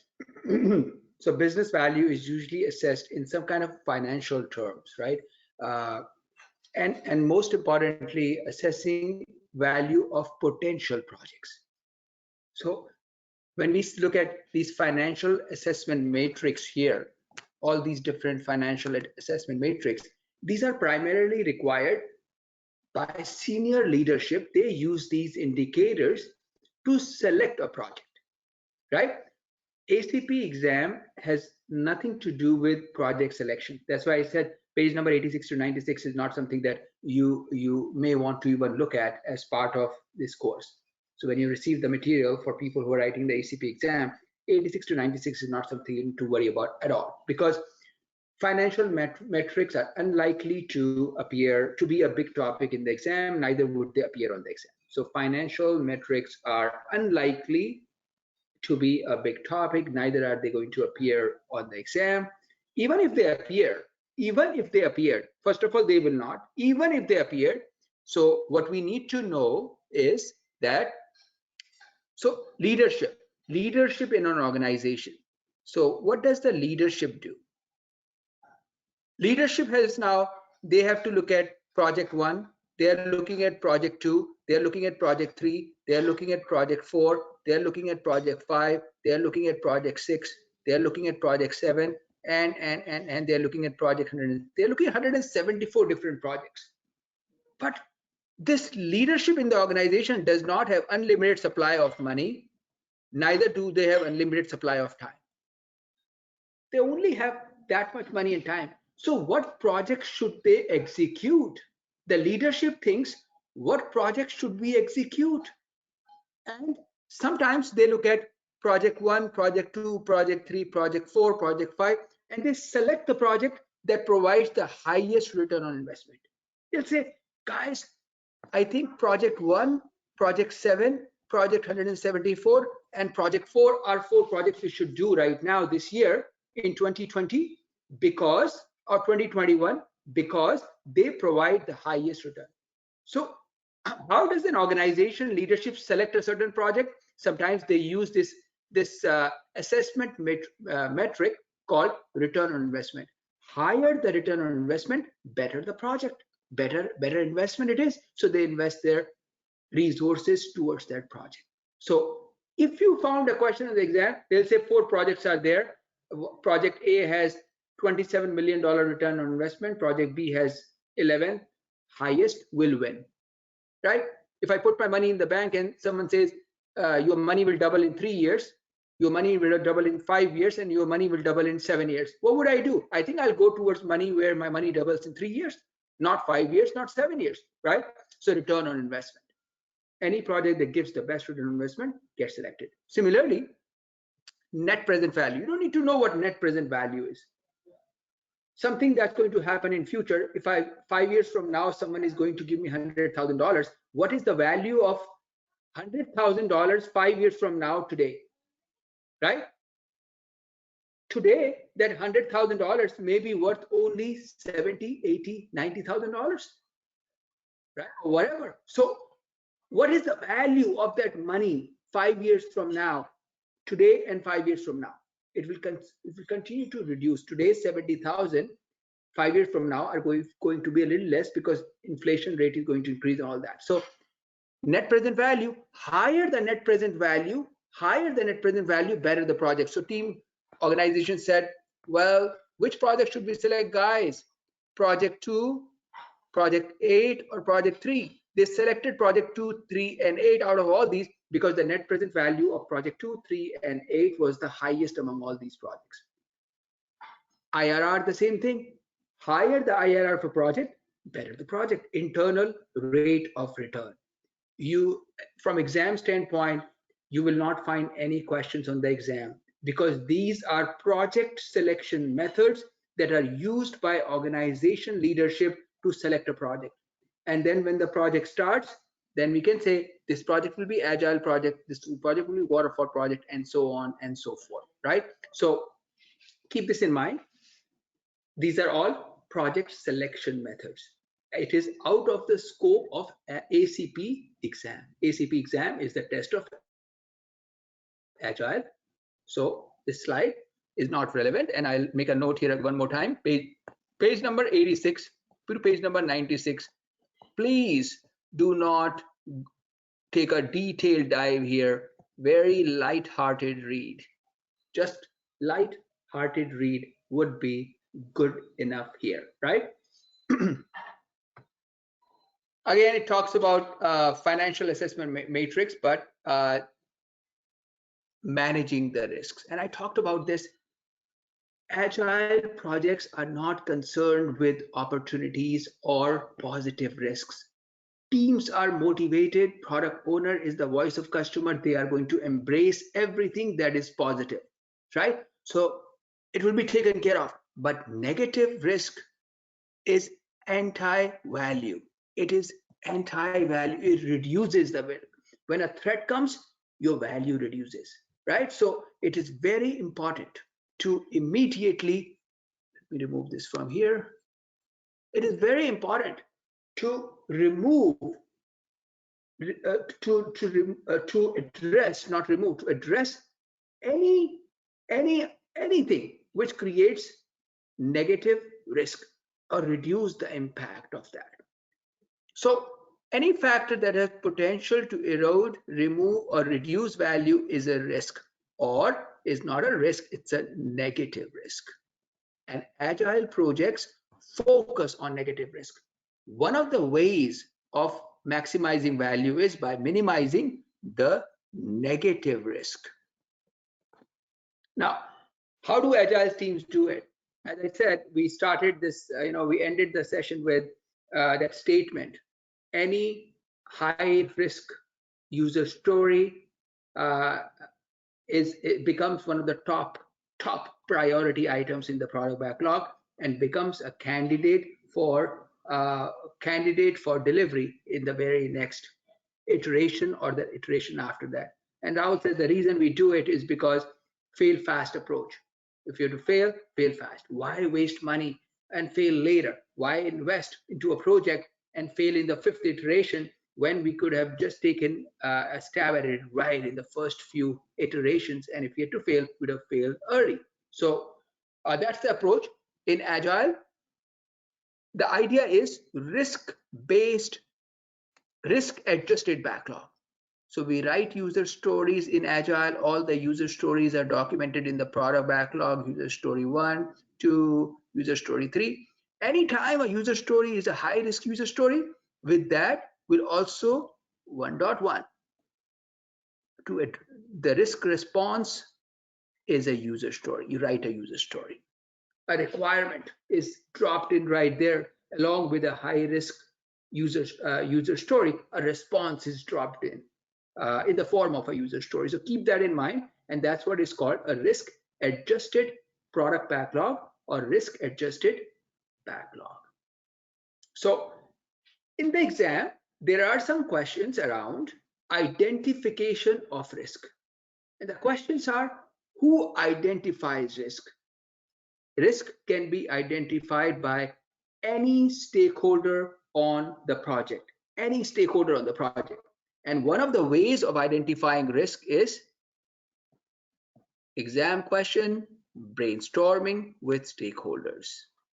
This is one of the ways or techniques of identifying risks. We start brainstorming, and the other, and there is another method, which is review your lesson learned. Continue to review the lesson learned, because there may be some preventive measures that you can use from previous lesson learned. Brainstorming, reviewing lesson learned, or historical documentation are two ways of identifying risks in Agile. Identification of risk is not an event. Very important. Identification of risk is not an event. If this is your sprint 1, sprint 2, sprint 3, sprint 4, sprint 5, sprint 6,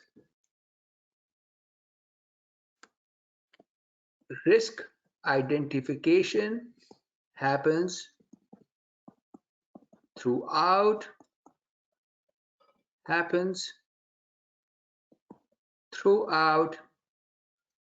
the product delivery, because this is the product delivery horizon. This product does not get delivered in one sprint. It does not get delivered in 2 sprints. It does not get delivered in 3 sprints. Quite a few sprints that are required. It's an ongoing process, development of a product. So remember, risk identification happens throughout the product delivery, and risk identification may happen through any of the stakeholders. They can identify, stakeholders identify risks, and teams, they develop a response for the risk that is identified by developing a user story. That is why agile product backlogs are also called risk-based backlogs. Response to a high-risk user story is a user story. A user story gets included in there, right? So next is prioritizing value. This was the first thing, one of the first sentiments that Gurangna said. Said value delivery is all about prioritization. And prioritization, keep this in mind, prioritization is not again an event. Project management is not an event. It is a continual process. It is a continual process that continues to happen. So think about an iteration, right? Let's just take a look at this chart a little bit here.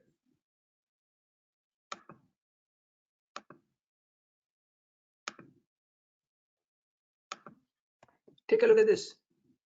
Your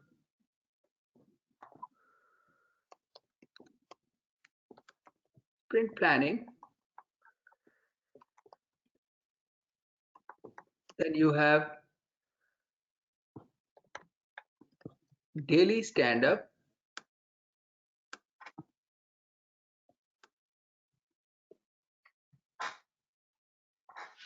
I just said risk identification it's not anybody's responsibility. Risk can be identified by any stakeholder that is working on the project. Any stakeholder. The brainstorming, that's the reason why I asked. Yeah, so any stakeholder. Okay. But if it is not a high priority user story where the risk has been identified, it may not get addressed at that time. It may remain a low priority item. But if it's a high priority user story where there is a high risk, it will immediately require an urgent action, and a new user story will get developed in the form of a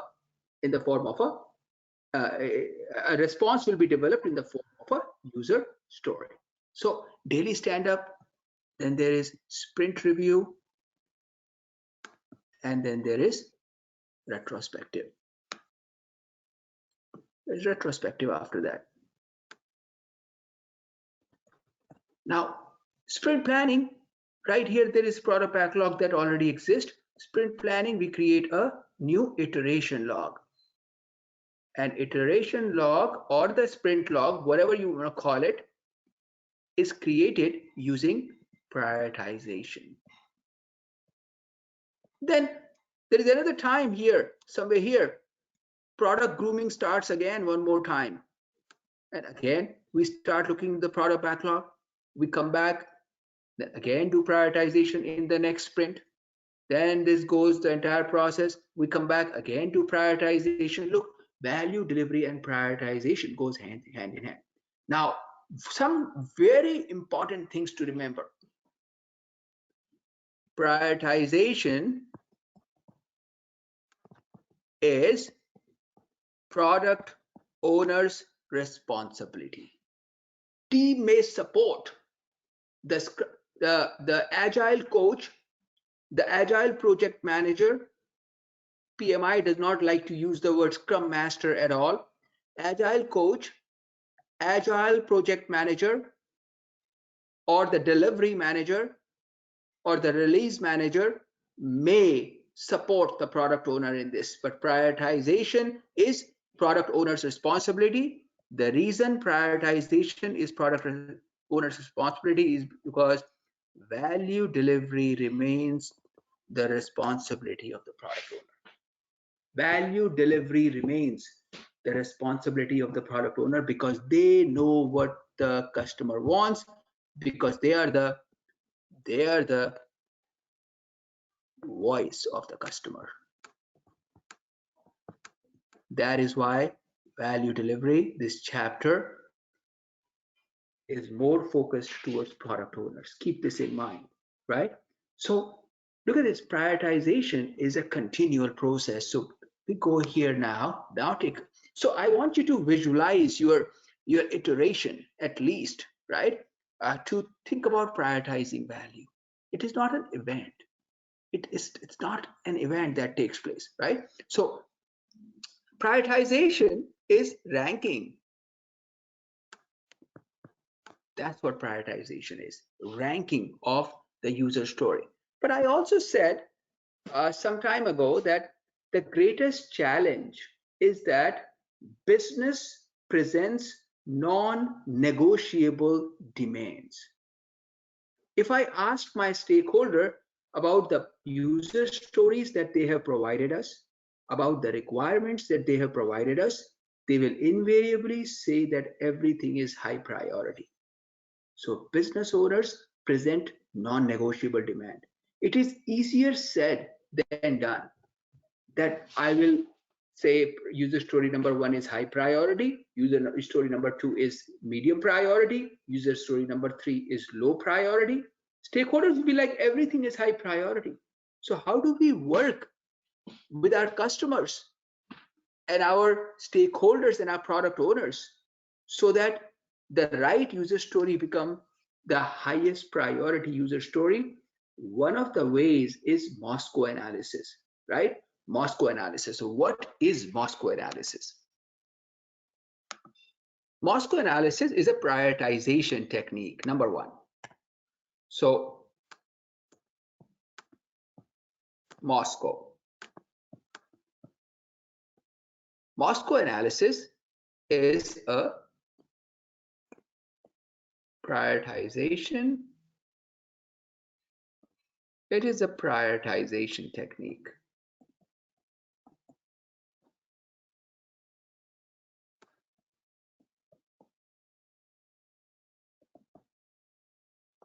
It's a prioritization technique.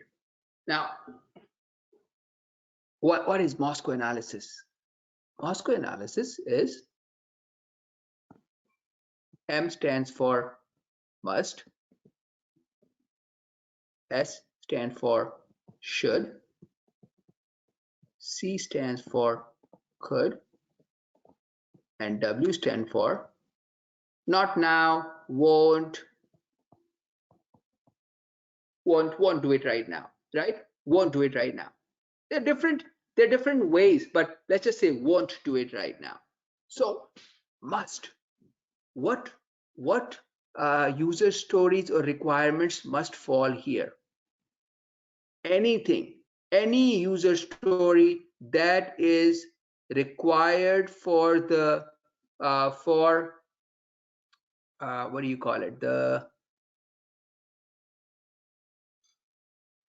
fundamental functioning of a product. Just think about building Tesla. Think about building Tesla. Tesla is an electric car. Try, and they say, and they do not include a user story for a battery. The fundamental functioning of the product is now disrupted here. Or if you need a car, you need a steering. They say, no, we won't have a steering, we'll have a handle. No, it's not going to work. Or they said, we won't have doors. The car won't pass the safety review. Or they said, we won't have brakes. We're going to drive this car on the highway, you won't have brakes, right? Or we won't have daylight in Canada. This car won't pass the regulatory needs. So must, when you think about must, think about all those requirements that are fundamentally required for this product to be functional. If you think like that, you will look at a user story and you will be able to remove some because the product is functional without them. Anything that is required for the product to be functional. For example, a bicycle. I mean, someone said, one of the stakeholders said in the bicycle, it would be a great idea to, you know, have these fancy seats because then our bike will fancy seats. Someone else said it will be nice to have the fancy lights in the bike. Someone said it would be nice to have this 23 gears in the guide. So I said, let's add a battery to the guide for folks who cannot pedal. Let's add a battery. No one talked about a wheel, but wheel is fundamental. No one talked about the brakes. Brakes are fundamental to having a bike. I would rather have a bike with wheels, brake, and a handle. Without even a seat, I'll still be able to go from point A to point B. That's what makes the cut for must. Anything that is required. This is how we engage with our stakeholders. Sometimes we have to give them these basic examples of what must entails. Must is not because they need it. Must is because what is required for the fundamental functioning of a product. And if you think like this, you will drive your stakeholders to the right user stories. But if you will not think like this, you will be influenced by the authority of the stakeholder. So because the stakeholders bring such huge authority with them, sometimes their requirements get pushed into the scope, in spite of the fact that these requirements may not be required for the fundamental functioning. And we forget about some of the requirements that are required for the fundamental functioning. Must, now what is must? Must are, or sorry, what is should? Should are all those requirements that are important to the stakeholders, that are important to attain that level of satisfaction. For example, in a bike, we said must is 2 wheels, must is brakes,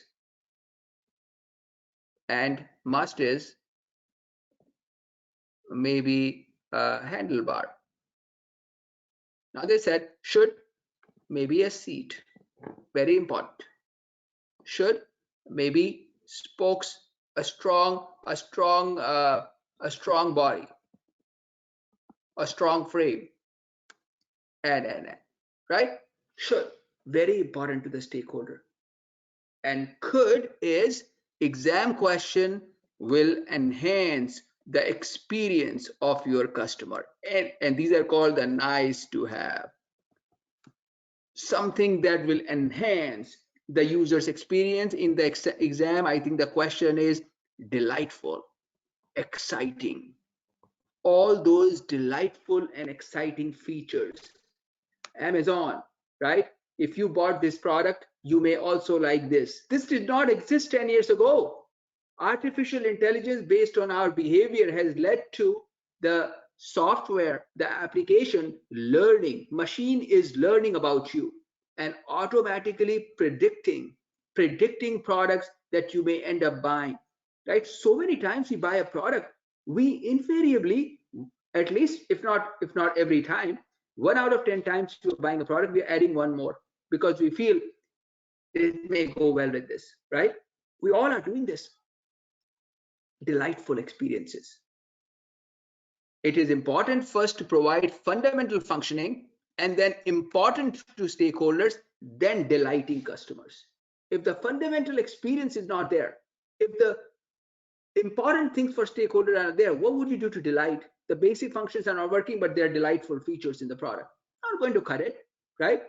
Experience and want is not right now, not right now. not important right now, can be part of later phases, maybe delightful. And actually in the exam, the question is delightful experiences, exciting experiences.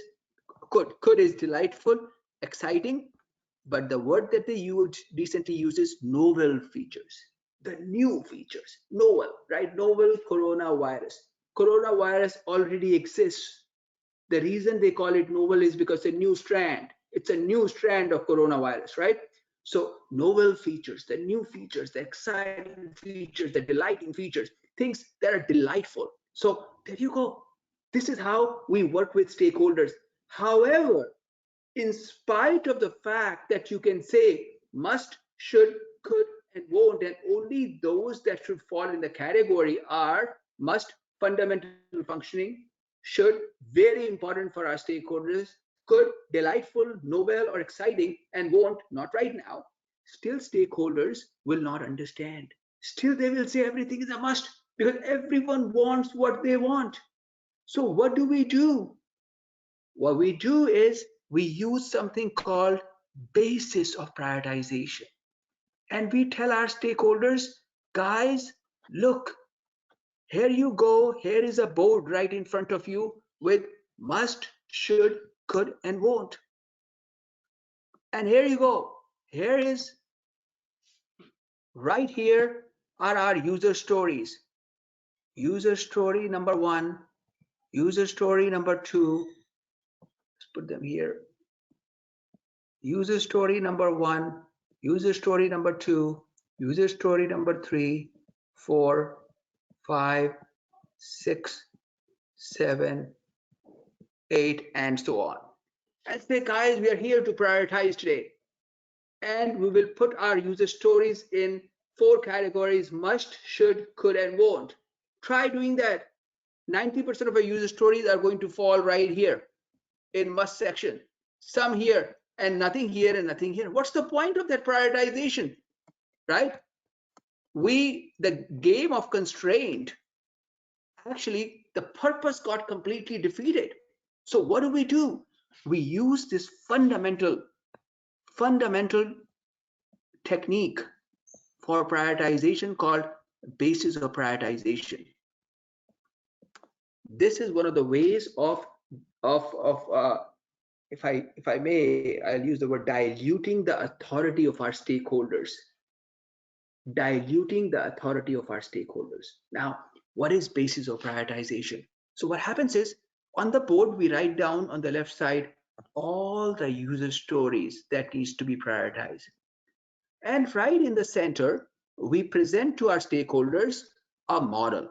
Model goes like this. Which user story will generate the maximum business value? Number 1, criteria. Number 2, which user story is highest on risk? Negative risk.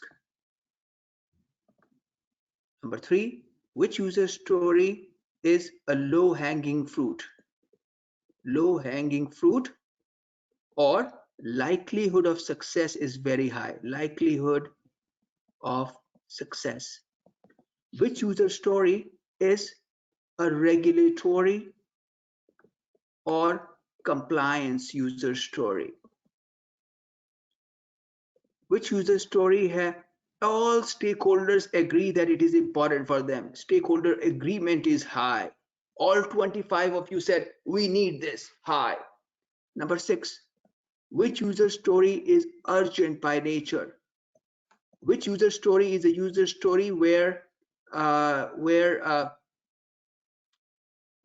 benefit, sorry, right here, business value, will change it to cost versus benefit. Which user story is urgent, and which user story is a user story if we do not deliver, there will be a penalty imposed on us. Now, you put all these 6-7 criteria on the board, and then you said to the stakeholders, guys, do you think there is any other criteria that you may want added here? There should be agreement among stakeholders on the criteria that is being used.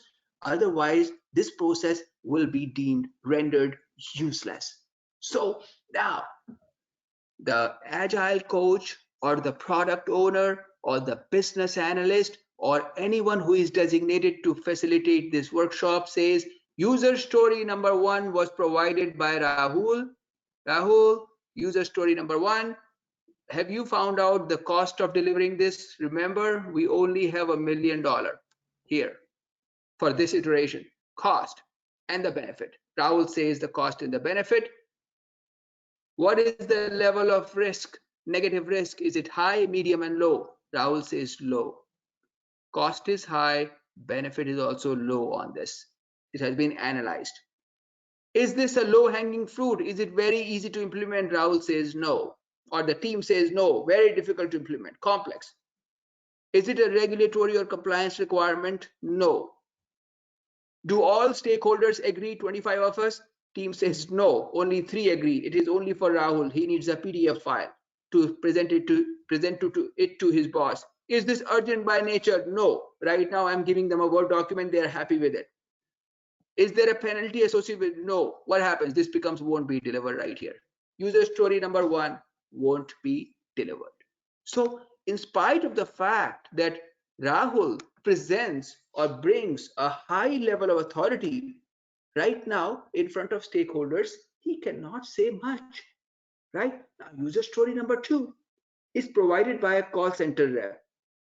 User story number 2 came from a call center rep. Rahul is the VP, call center rep. Cost low, benefit very high. Oh, good. User story number 2 is already looking good. High on risk, very high, because if we do not deliver this, 90% of our call center people will not be able to take a call next week. All right, operational risk is there. Immediately, let's write a response to this user story also. Is this a low-hanging fruit? Yes, it is. Low cost, high benefit. Is this regulatory or compliance? Not so much, but it may become tomorrow.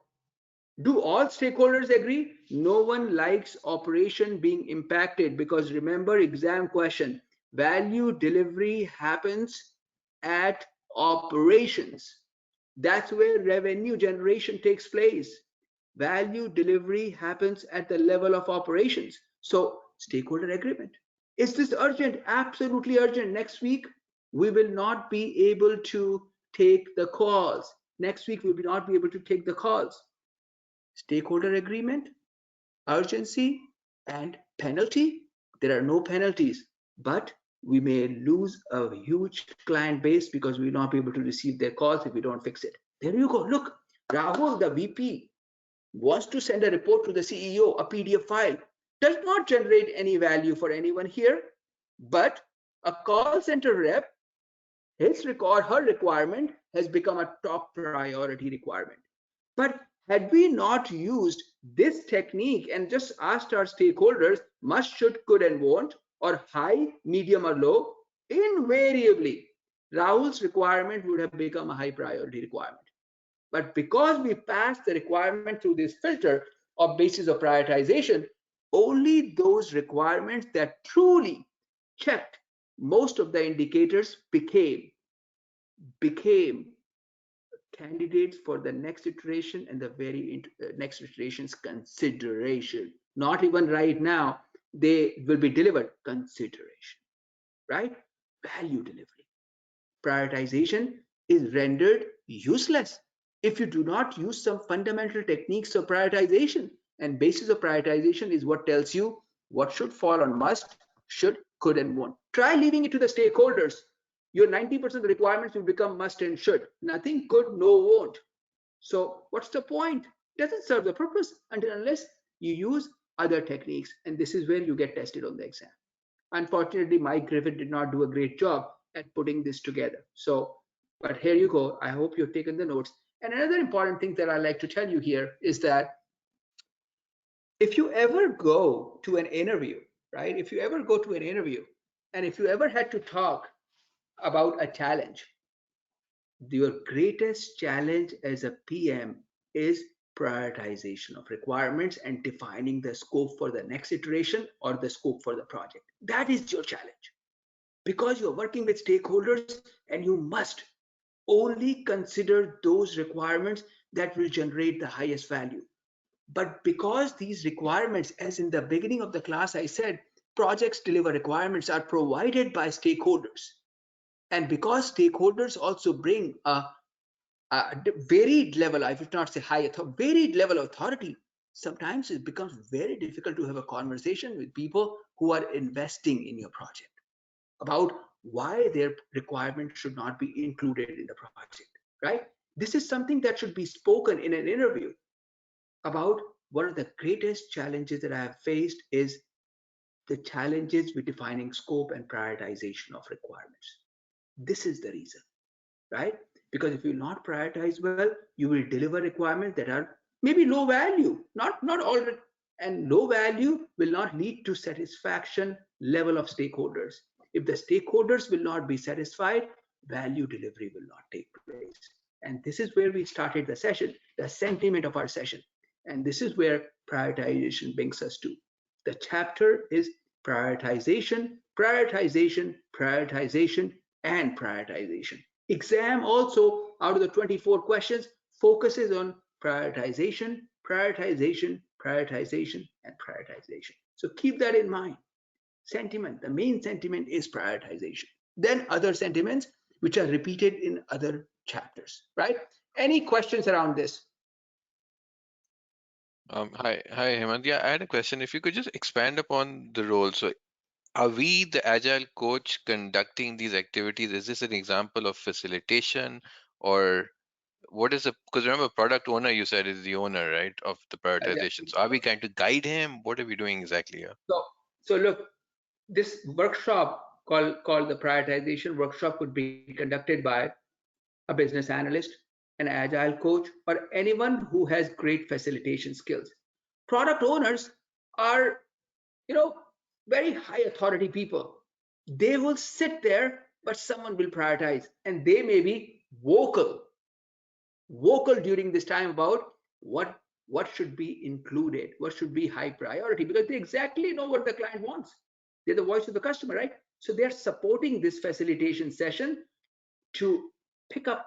They already know what the top user story is, but they also believe in building consensus with the team, right? Without team consensus, things don't work really well. So anyone who has great facilitation skills, 90% of the time, it is not the product owner that prioritizes. Product owner supports this idea. Make sense? Yep, thank you. Any other questions, guys? Did you like this concept right here? Interesting, very interesting to sometimes even talk to stakeholders and present to them a little bit. Most of the PMO offices are using this method, but one of the exam question is this model that you're going to use, the criteria that you're going to use, if you do not socialize this proactively with your stakeholders, it will not work, because they may feel that this criteria is not favorable to them. So first, adjust the criteria at the organizational level and then use it. First, consensus on the model, then use the model. Otherwise, junk in, junk out, right? Junk in, junk out. So keep that in mind. And it talks about Moscow analysis. As I said, Moscow analysis in itself is a great prioritization technique, but what is must? What is must?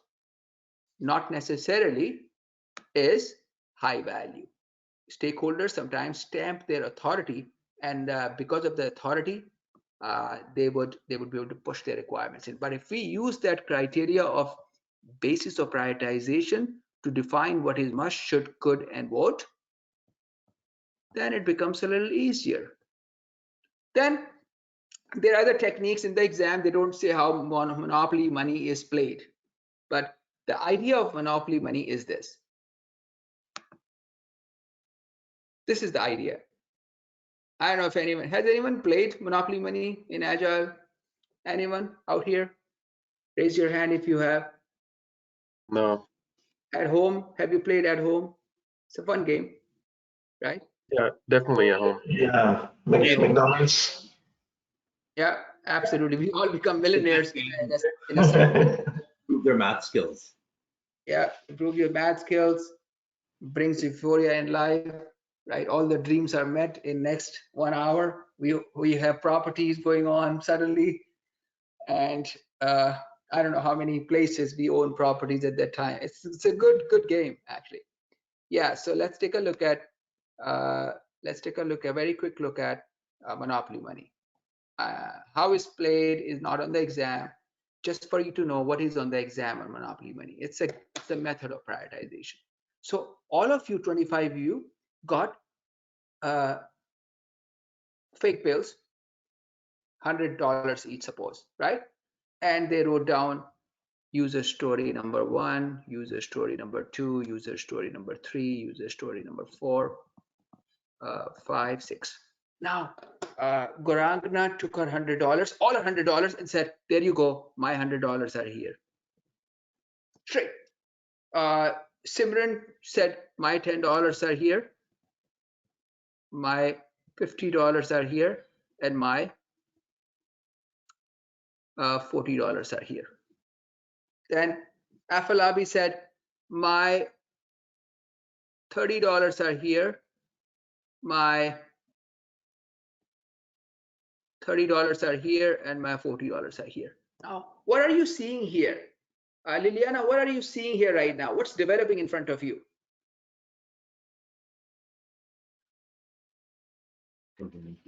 So it's a you can, it's like a chart where you can determine who has the highest points. It looks like user story number 3 is where stakeholder agreement is being built, that all of them need it, right?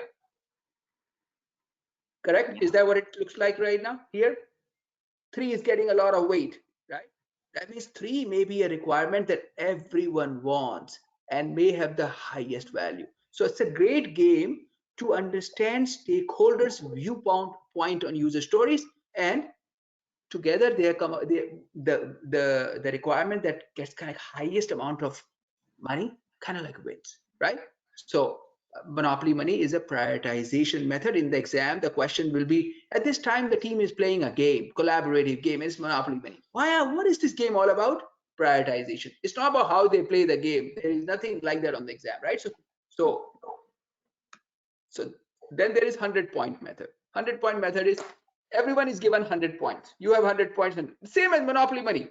Drop your points on the requirements that are important for you, and all the user stories that have highest amount of points kind of like become top priority user stories, right? You just that's your 100-point method. And one stakeholder may put all their 100 points on one to increase the weight of a certain requirement. So again, not on the exam, dot voting or multi-voting. Everyone is given 10 dots. TD plays this game. All stakeholders are given 10 dots, sticky dots, and the user stories are put right on the wall. So there are sticky notes on the wall, right, like this. So let's go here. Let's again a prioritization method. So what they do is on the wall, in the war room or the digital lab, they have these user story sticky notes like this. You have on the wall, you got sticky notes. Each sticky note is a user story written right here. And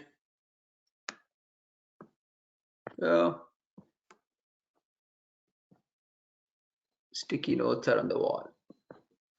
These are all our user stories. 8 user stories on the wall. Team is doing some prioritization. They want to select 3 for the next sprint. So one stakeholder goes and puts all their 10 dots here. The other comes, puts 2 dots here, 3 dots here, and 4 dots here. Again, the user story that gets highest dots, kind of like that. They have sticky dot, they go paste on the wall. It's a collaborative game. Everyone gets engaged and play the game. Again, remember, from exam standpoint, it's not about how it's played. What is the purpose is what you get tested on. So keep that in mind. 100-point, 10-vote, monopoly money, basis of prioritization, Moscow analysis. All of them are prioritization techniques. Then is there anything else? Yeah, Kano analysis. In the later slides, maybe 16th or 17th slide, we are going to talk about Kano analysis. It is not on the exam. It was not on my exam. It was not on anyone's exam. It also works on the same principle. It also has 4 quadrants, just like Moscow, must, should, could, and won't. This also works on the same principle.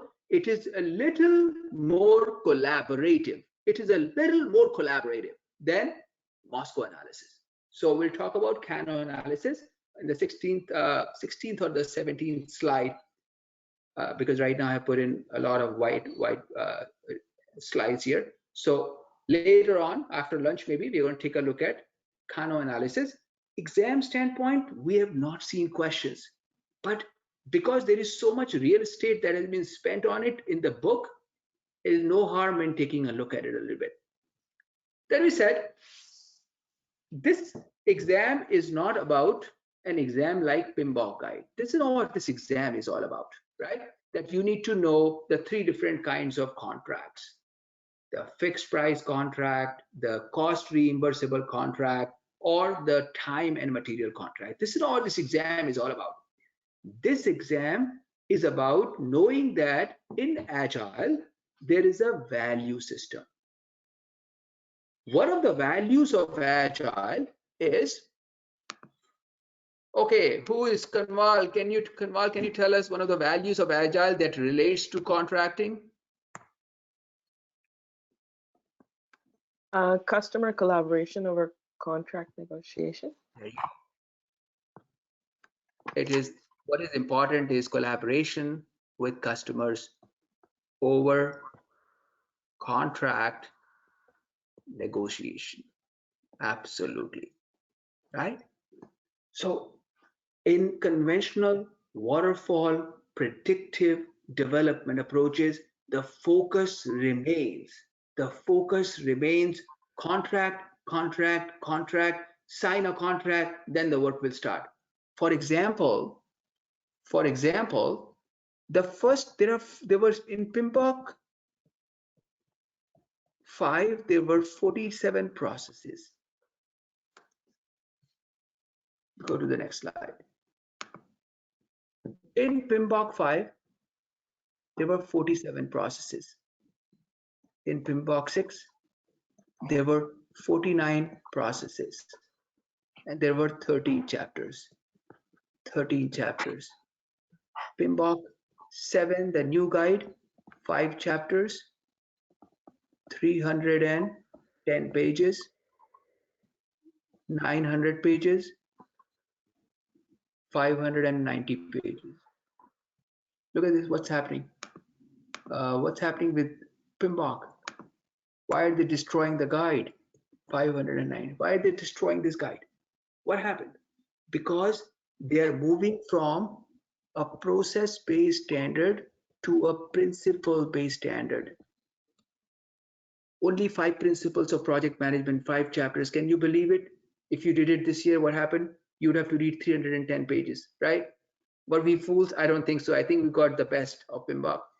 But what they're doing is they're going toward just like Agile, value-based, 1 page, 4 principles, 4 values, 12 principles.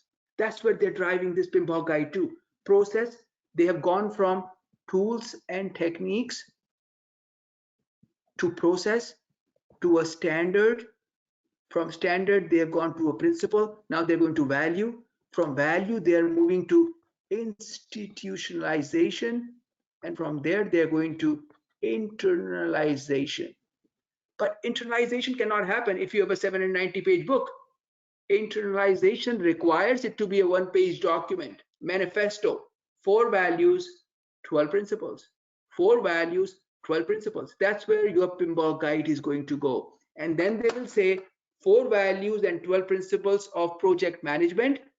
You can use Scrum, you can use conventional, you can use this, but keep these in mind. Keep this in mind. You see what's happening? Keep this in mind. This manifesto. Use, drive, whatever approach you want. But keep this in mind, this page that we are writing. The idea is moving towards the page. So PMBOK will be first page, project management principles. And the second page, Agile. Third page, conventional. Fourth page, hybrid. 5th page, government projects. 6th page, regulatory projects, and done. Project management is done right there in front of you, right? That's where they're going. Internalization. So contracting, they said the third principle, as Kanwal said, customer collaboration over contract negotiation. Agile, next 3 sprints, we'll sign a contract, you do the work, right? We do the work. And if we feel the value delivery is not taking place, we'll see other options, but you do the work right now for next 3. So we only bind ourselves to short-term contracts. 1 question on the exam, nothing more. So please do not waste your time reading contracts and other things. Mindset. Agile contracting is a mindset. Contracting based on value delivery. If there is no value, no contracting. Money for nothing. It's a simple rule. Money for nothing, right? If you don't deliver value, there is no money. Money for no change. We will continue to redefine the scope. The liberty of redefine the scope in an agile contract, right? So keep that in mind, but let's take a look at some of the items that are listed here. The contract type that best meets the needs of buyers and sellers. The flexibility to reprioritize. You are not bound by the scope. This sprint, this is the work. Next sprint will tell you what it is, right? And you'll get paid for that. Constant, this is built into the contract. Agile contracts have reprioritizations, sentiment or reprioritization clause built into it.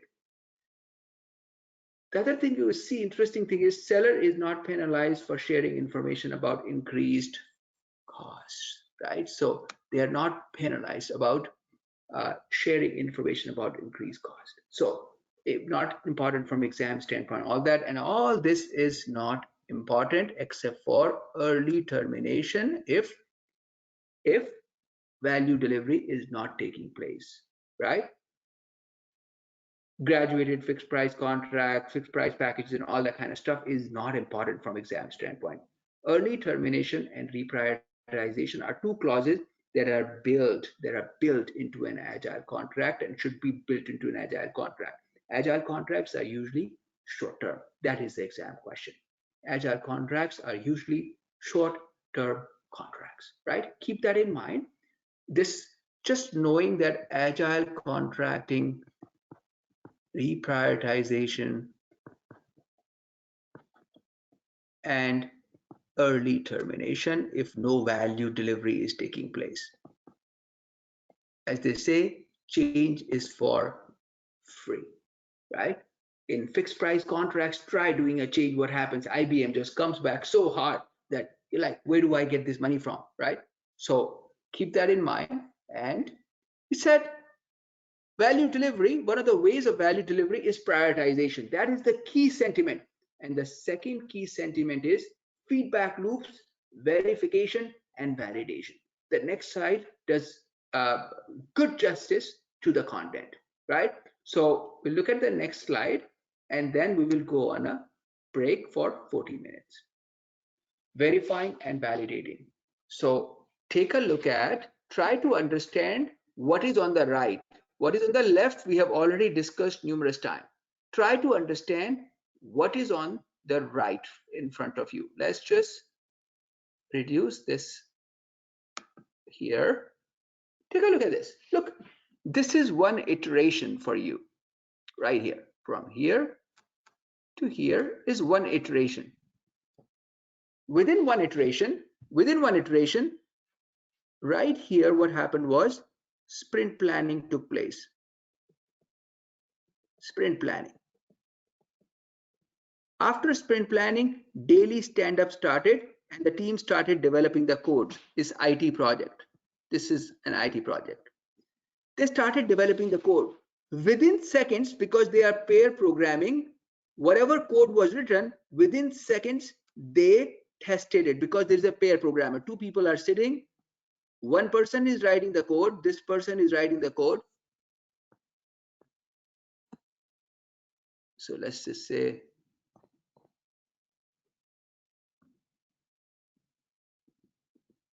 blue man and girl in red. That's a movie also. So blue man writes the code, the girl in red tests the code. The code gets delivered right there. We are in daily, right now you are in this portion is all daily scrum that is going on. Daily scrums that are going on for daily scrum for 1 week to 4 weeks. Guys, someone needs to go on mute, please. So sprint planning took place and we started writing the code. In seconds, the codes were being developed because there were our blue and reds going here. They were pair programming and they were checking it. Within minutes, they would also refactor and unit test, right? Within an hour, then stand-ups, review, increase the quality, increase the quality. Don't wait till then. Then came the product owners for acceptance test. This is where sprint review started now. Sprint review. Acceptance test, definition of done, test-driven development, all that is happening. Acceptance test completed, iteration completed, and this process again started right here. Started again. Next sprint planning started.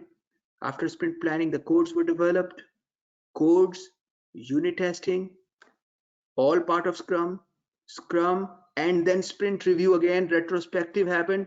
Come back again. The same thing, right? So this talks about frequent verification and validation in agile software development.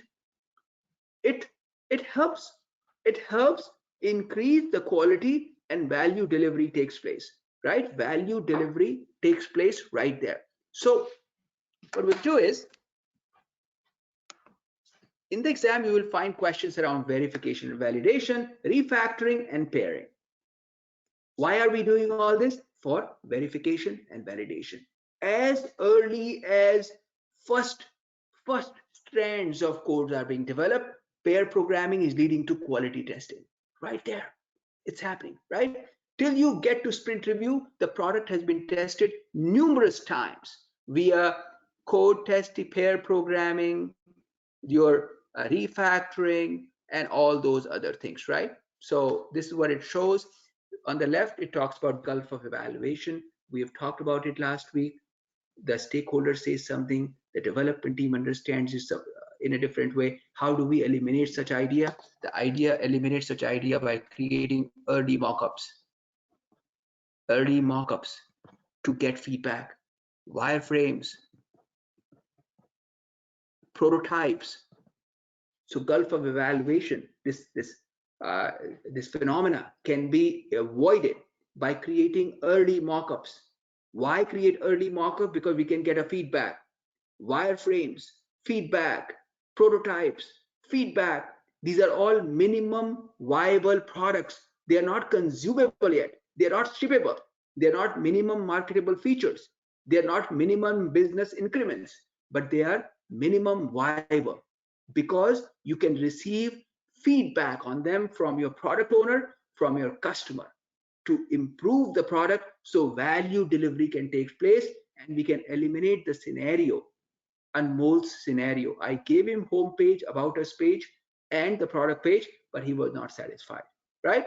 So knowledge projects, you read about it in the first class. Knowledge projects are invisible, information is not available, and there is a greater gulf of evaluation in this project. So avoid it by using early feedback in the form of driving out things like mockups, wireframes, prototypes, right? Verification is something that happens at the time of sprint review, demos, and also while developing codes by using pair programming and refactoring, XP concept. Couple of questions are always there on the exam. So that's what it talks about. First sentiment of this domain, value delivery, is prioritization.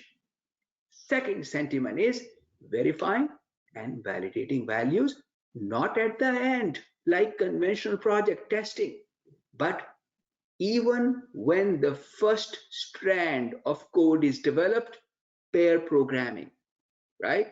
Pair programming, refactoring, sprint reviews, early feedback, all those things help increase the value of this product. So we're going to stop here. We'll go for a lunch and we'll come back at 1:15 and we'll go for another hour and a half from there. All right, any questions before we go?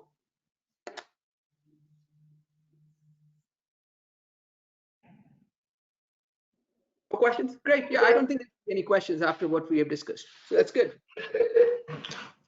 All right, great. Thank you guys. Let's have a lunch. And when we come back, can someone remind me that we have to start the recording again? Please, if someone can remind us, otherwise we'll forget. Sure, Hemant. Thanks. Thank you, guys. Thank you very much. Have a good lunch. This conference will now be recorded. Because of you guys, we're going to lose a lot of business because all this is going on the website because you probably look at it. Everyone can take this course free from now on. I think that's what I'll do. I'm going to announce this very soon. Once your course is over, I'll make this course free because all the slides will be there. This interaction of three hours with you is going to be there. It will be for public. There you go. ACP, free, public. So Education Edge goes public with ACP. After you go, maybe after September, it will go public. There we go, free. Because all this is going on the website. It's published. It's great knowledge that's going. You are building the course with me because when we start the course, that 30 minutes that we spend, I don't think anyone has that slide, the mind map of this course, the way we have been able to build it together as a class. So thanks to you, so many people are going to benefit from this interaction that we are having. So right here, feedback. All this is feedback here. And then it becomes shippable, right? So every iteration, of course, delivers value because you're getting feedback, but it is not consumable, right? True value generation happens when it reaches the hands of the customer, or it becomes minimum marketable feature or minimum business increment, right? Keep that in mind. So right here, minimally marketable feature. Prior to this, there is minimum viable product for feedback. This is where our customers or the voice of customer or the product owner witnesses the product and provides some feedback for some level of improvement. Then on the right hand side here, we have minimally marketable feature, consumable product, shippable, and value. Minimum viable, testable, and horizontal slice of the system. Client can provide early feedback, and this is where client witnesses the product.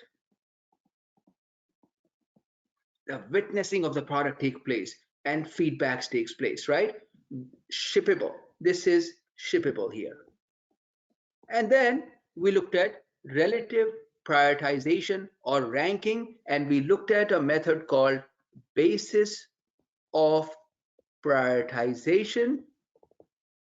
And one more time, because this is important from the exam standpoint, I think one of the most important components, basis of prioritization helps us. Basis of prioritization, it helps us with categorizing the requirements as must, should, could, and won't, or sometimes categorizing the requirements as high, medium, or low, or sometimes ranking the requirements as 1, 2, 3, 4, 5, and in the level of priority. Now, the criteria that has been established across the enterprise, across most enterprise, has been based on every requirement or user story. What will be the benefit and cost of delivering that requirement of user story? what is the level of risk primarily coming from a threat? Is this specific user story regulatory or compliance nature?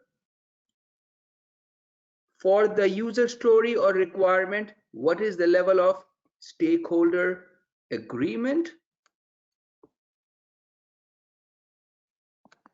Other ways of prioritizing based on stakeholder agreement are monopoly, 100-point, and dot voting. They're about, where the maximum weight is. Then, is a user story urgent by nature? Is there a penalty associated with the user story? Then, is a user story or requirement penalty urgent? Then there was the last one, which was, what did I miss, guys? Likelihood of success. Absolutely, low-hanging fruit or likelihood of success. Thank you, Sandy. Likelihood of success. Now, so questions around the exam could be around this. Anytime a requirement becomes, or a user story becomes a high threat requirement, it becomes a high priority requirement. The idea is fail fast. If you do fail early. Don't wait till the last third, fourth, or the fifth iteration and make all the investment and the project derails after that. So that's the idea. Other thing is, prioritization is a continual process. It is not an event. Prioritization is a continual process. And apart from that, another important thing about prioritization is that it is stakeholders agreement on the prioritization criteria or the model is critical. If you do not engage your stakeholders and if you do not form common understanding and consensus with the stakeholders on what model we are going to use for prioritization, this may not be very effective. It may not be very effective. The next slide speaks about the difference. Yeah. Okay, hi, Hemant. Sorry, please, I just wanted to clarify something before you move further. Yes, I'm a bit confused about the release plan, right? I understand what an iteration plan is, but I'm a bit confused about what the release plan is. I'm not sure if it's like a product backlog plan, so I just wanted to help me clarify that. Absolutely, I will actually for others too. It's a good question. I was actually thinking about it. So how about I just finish a couple of slides and I come back to that and I'll make a mind map of that, right? I'll tell you how things happen. Is that good? Yeah, that's fine. Yeah, we will come back time because then it will derail us from where we are going right now. Okay. All right. So minimum viable product versus minimum marketable feature. I think we all know what it is. Minimum viable for feedback and early witnessing of the product. Minimum marketable or minimum business increment for consumption. And this is where value delivery takes place. So keep that in mind. From exam standpoint, if you know this, that's what you need to know. The MVP, MMF, this consumption, value delivery. Now we come to prioritization using Kano analysis. Kano analysis is a model of prioritization, and it is no different than Moscow analysis. It works on the same philosophy of 4 criterias, but named a little differently. 4 criterias of Moscow analysis, just named a little differently. The same thing, must, should, could, and won't, just named a little differently. So let's see what Kano analysis is all about.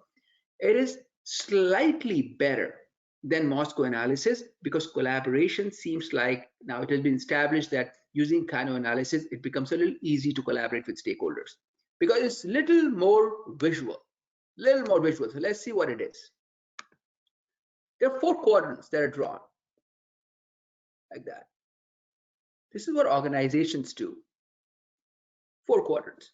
From exam standpoint, I don't think there is any other question than Kano analysis used for what? Prioritization. You're having difficulty working with stakeholders in prioritizing the user stories. What should you do? Use Kano analysis. It's a little more visual, right? Now, 4 quadrants. And in 4 quadrants, there are 4 things that are listed. Dissatisfiers here. Dissatisfiers. Then there is something called, let's say, satisfier. Then there is something called indifferent. Indifferent. Now, all this is from stakeholders, customers' perspective. Think about it. Customer is thinking, okay? Customer is thinking. What will dissatisfy a customer? What will satisfy a customer? What would be indifferent? They won't care about it. And what will be, this is where that exam word comes from, delighting feature, exciting feature, or a novel feature. So all the user stories are written on the whiteboard, sticky board on the side.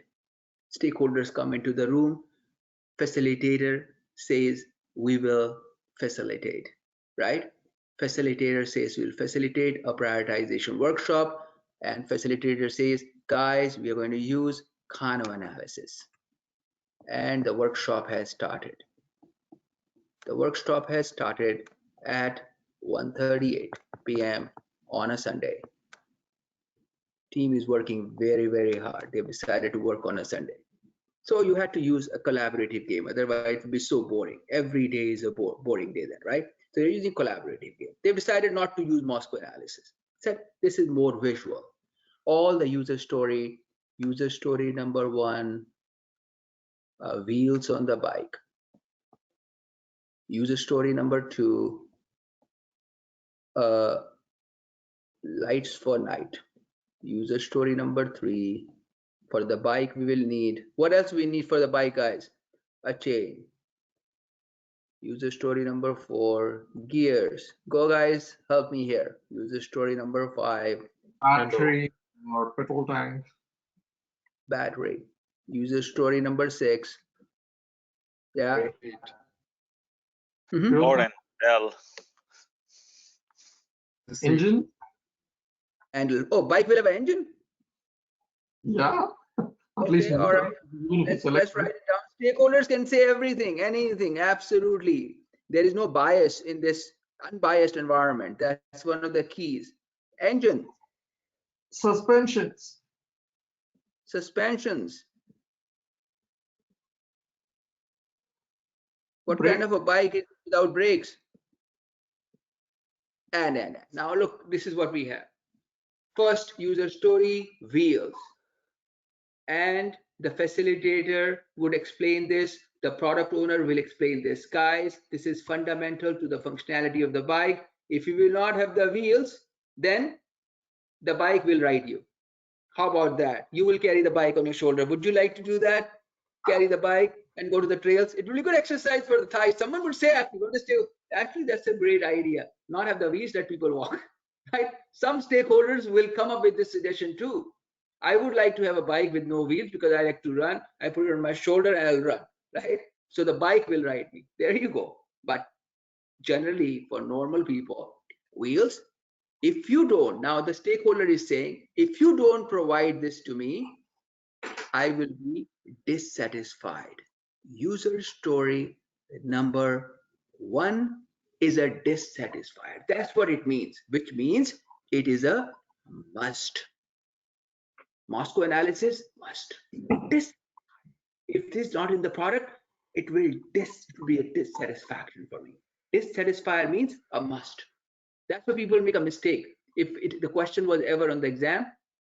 Griffith has a question in the book about this, and people think that actually delighter is a must. No, dissatisfier is all those functionalities that are fundamental and critical to the functioning of the product, right? Wheels, absolutely, it will dissatisfy the customer if it is not there. Lights, said lights are, some people bike in the night. It's definitely not indifferent. Let's put it here. They said, we like it.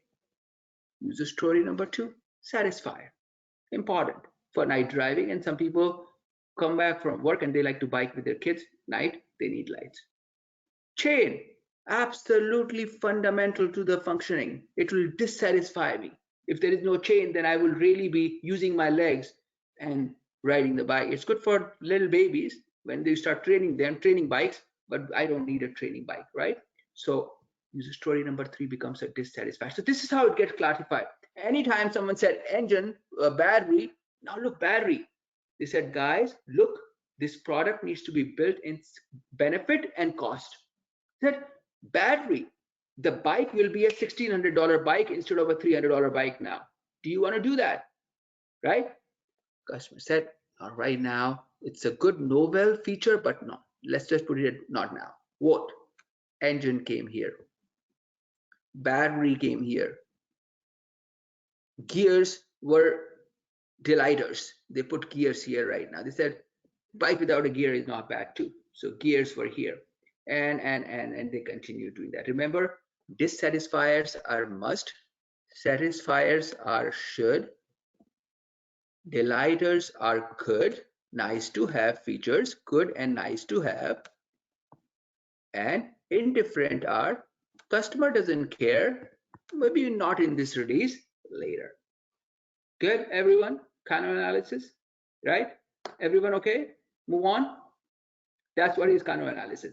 A more visual, collaborative method of prioritization with our stakeholders, with dissatisfiers being the most critical user stories that are fundamental to the functioning of the product. Functioning. If you do not put dissatisfiers or must, this product will not function at all. It will not function. That's why they are must. Sometimes stakeholders are always confused between what is must and what is should. Our answer should be must is everything that is critical to the functioning of the product, right? A light is not critical to the functioning of the product, but wheels are, handle is, brakes are. 3 important things. Without that, this product will be deemed unfit for consumption or use. Anything that will deem the product unfit for consumption or use is a dissatisfier. It's a must. So there is your Kano analysis for you, right? That's what it speaks about. And there is a chart here. You can take a look at it. Speaks about that, but you don't have to really worry about all these arrows going here and there. What I put is what is important. Dissatisfiers are the must if there is a question. But the question on the exam will be, it is a prioritization technique. Sometimes it has been advocated to be used because it's more visual to the stakeholders and customers. Instead of must, should, could, and won't. It becomes more visual for them, right? Now, we've talked about monopoly money, we have talked about dot voting, we have talked about 100-point method, and we have talked about Moscow analysis. We've talked about all those 4 already. Are there any questions here before I go and answer Afolabi's question? Any questions here? Is everyone good here? Okay, before I even answer Afolabi's question, very quickly, next week we have a class test of 50 questions from Agile principles and mindset, stakeholder engagement, and value delivery. It will be a 50-question exams, exactly replicating the simulator exam. Based on my experience with the exam has not changed. It's a brain dump. It's my brain dump for you, right? I'm putting a brain dump of 3 chapters and the questions that will come. It will be very simple. I don't want to give you, like, exam is not complex, so why should I give you a complex exam? It's an exam. It's an exam to test your mindset. That's it. 50 concepts that you will see on the exam, you will see here too, right? So I've already started writing those questions. They're about 27. I already written 27, and it's just as when Hamza went and wrote the PMP exam, right? Hamza, you wrote the PMP exam and you provided some great feedback. You came up with like 50, 55 points, right, for the class? Sorry, the feedback like in the review? No, in the session with Dave, yes. Right, you provided some 50, 55. Then I chimed in, I put in another 75 in there. Trust me, your feedback was instrumental for about 85 people passing the exam after you. In your course, everyone that followed after you, use that and my feedback. We put about 150 points together, and Rahul can say this right now that we replicated the exam. We literally replicated it. 60% of the exam. Some of those questions were like, where I remember there was a question where you say, if you see this word, the answer is this, and you were right. Yeah, CPI at 1.15. What is your BAC? Correct? That was the question. That was the question. Hamza is laughing. Yes, Hamza, question picked up straight from the exam, right? So I just made a dump because I remember the exam. I said, why not I just do that? We all have the right mindset. We are going in the right path. Why not just leverage some of the resources that we have and pass the exam, right? Okay, so now we'll answer Afolabi's question about release plan, the confusion about release plan. So what I'll do is I'll draw a roadmap for you, entire roadmap of Agile and what happens at what stage. Hopefully it will serve the purpose here. So, and then if you have questions, then ask me a question, and this will be a good exercise for all of us. New slide.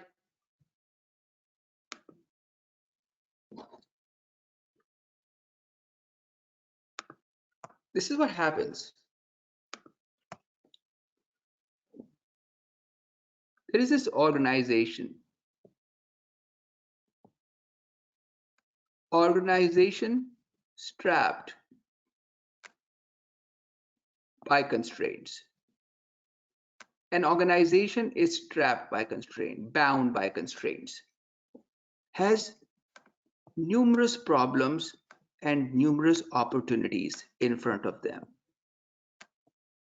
Numerous problems and numerous opportunities in front of them.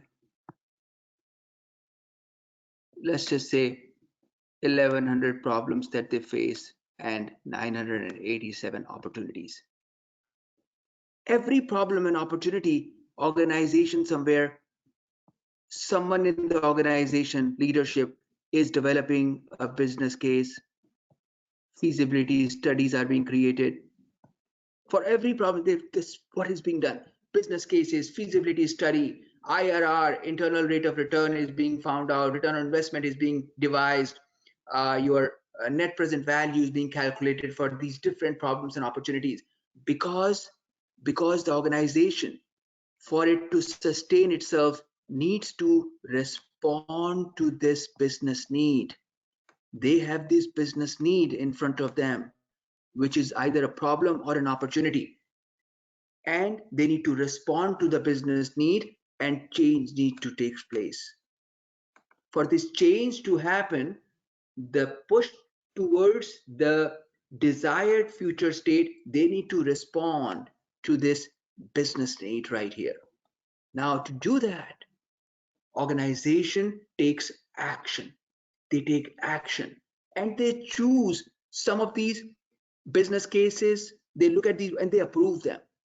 So problem number 1, opportunity number 9, problem number 11, problem number 10, problem number 107, problem number 109, problem number 212, opportunity number 91, opportunity number 92. They get selected as high priority projects and they get approved. Approved means resources have been authorized. to execute these projects.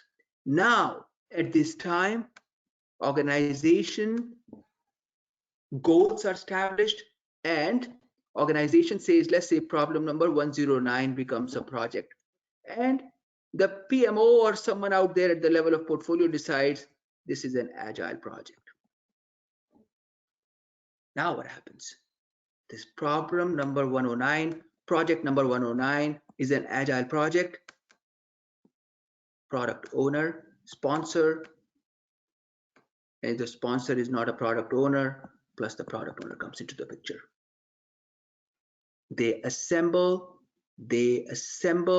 a team. Right here, they assemble a small little team together, and for this project number 109, they create some kind of a vision doc or a product roadmap. Product roadmap established. Vision or product roadmap established. Product roadmap is further decomposed into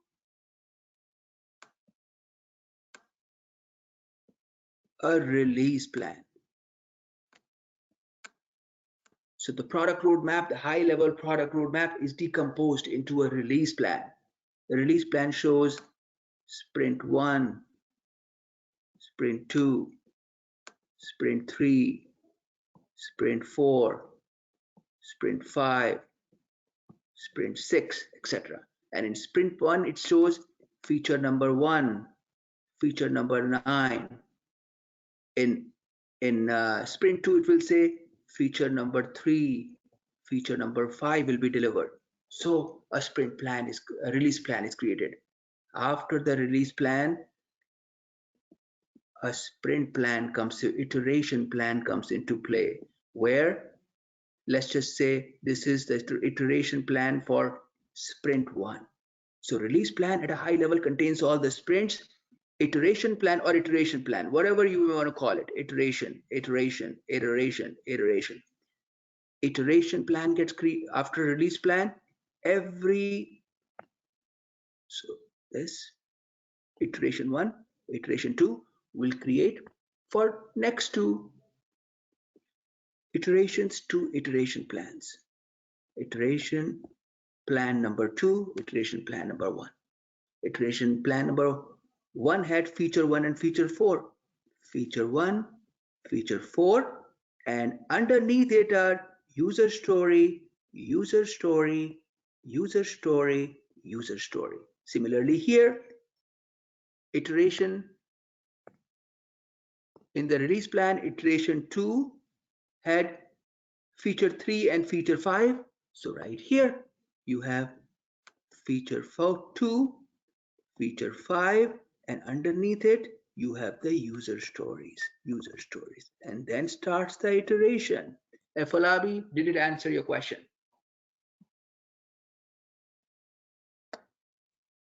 Yes, it did. Right? Full clarity now, right? Good? Yes. Everyone, any questions around this?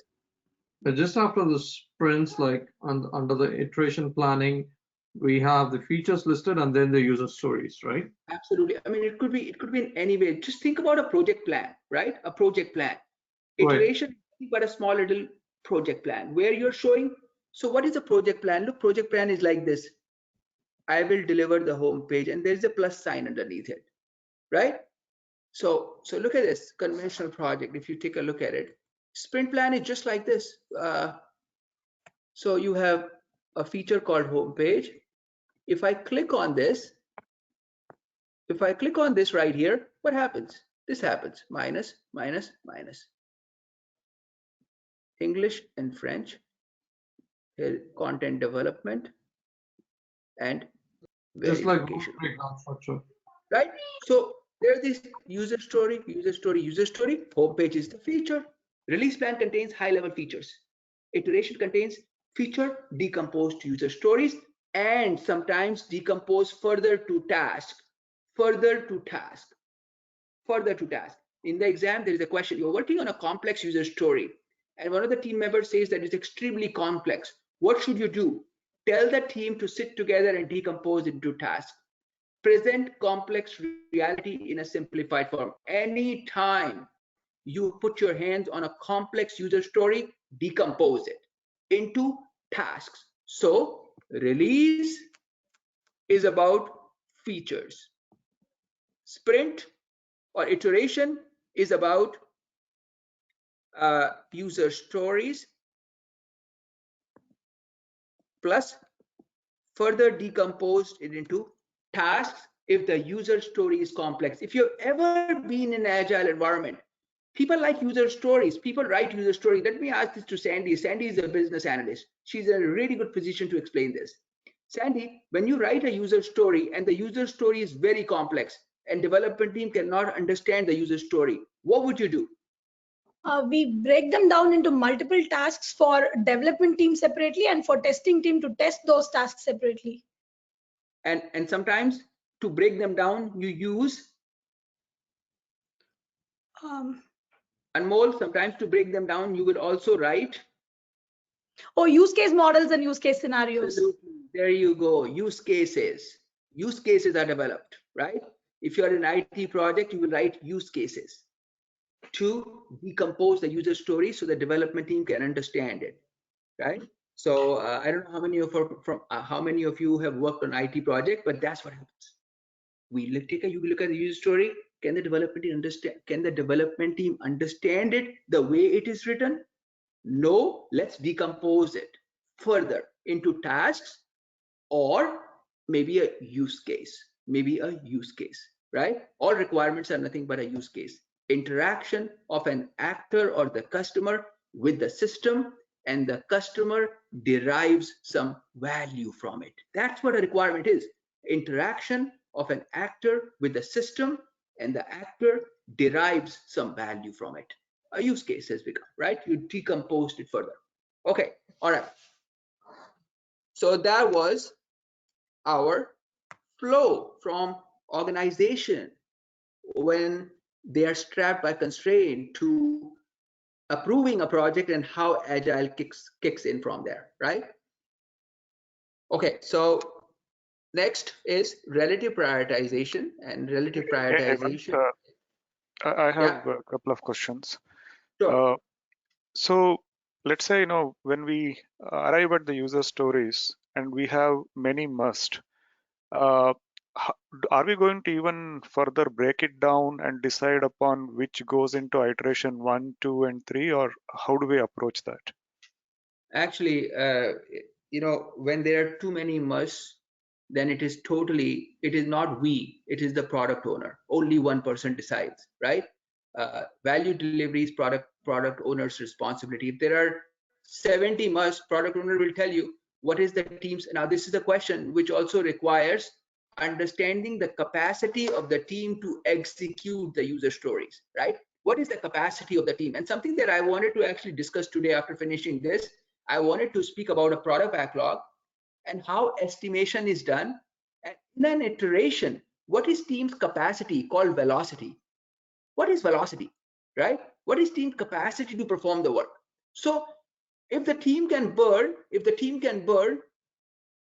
or lift, if the team can lift 10 kilograms of work, why would I can't give them 11? You could have 57 kilogram of high priority work. Product owner will have to decide what is that 10 kilogram that matters the most out of 57. Does that make sense? Yes, Hemant. Yeah, it's product owner. In the end, it's product owner, Venkatesh. But Thanks, we'll talk about the velocity component is something that I want to spend an hour with, maybe not today, but in the next class, because it personally feel that it is the important component from operational standpoint when we start working on an agile project. Okay. Any other questions? So relative, okay. Yeah, go ahead. Okay, hi, Hemant. I wanted to just clarify again. So for the release plan, is it safe to say that it's constantly being updated throughout the entire project?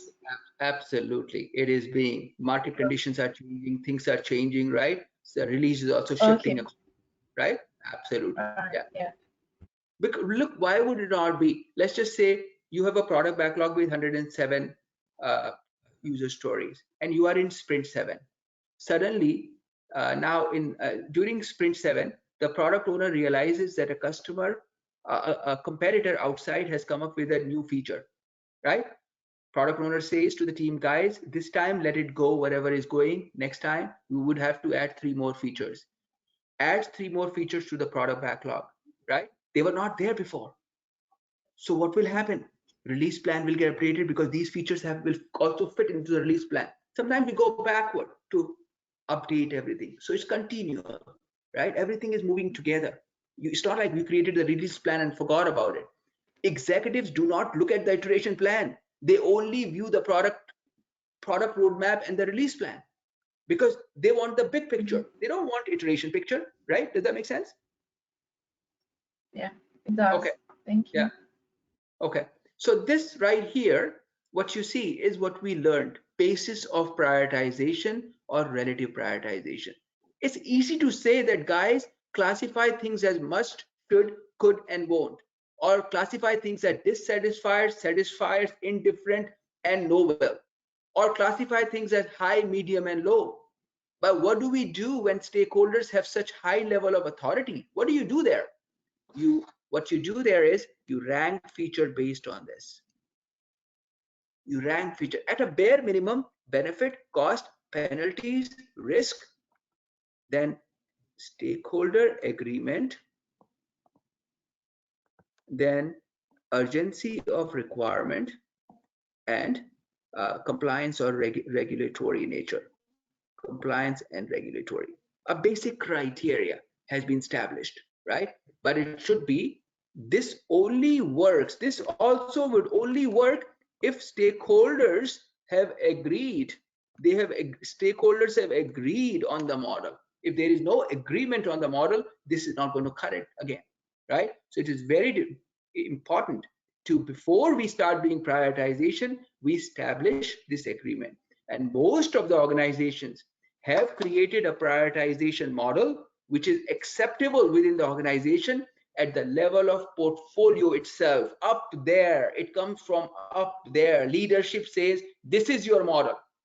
This is the model you will use. So there is this direction that comes on the model. It's not something stakeholders will create. Then they will create a model that works well for them. It comes up from portfolio. When you will read the PFMP standard ever, and I think some of you should put your hands on some of these beautiful standards that have been created. Just read them, not for certification. It takes too much time. If you had to do PGMP certification, it is brutal, right? When I did my PGMP, it took me like 7 months to just put my head around it, because the way we were creating and executing program were very different from how the standard said. But I really believe that because I read the program management standard, and also, of course, I wrote the exam, it opened my mind. I said, if I knew this in 2006, 3, 2, when I executed my first program, I would have done such a better job, at least 40% better efficiency. Reading is important, actually. Understanding is important than writing the certification, because at the program level, this portfolio standard, the way it speaks about, so recently we read the portfolio standard, the managed demand and supply concept, the way they have presented it in the portfolio standard is phenomenal.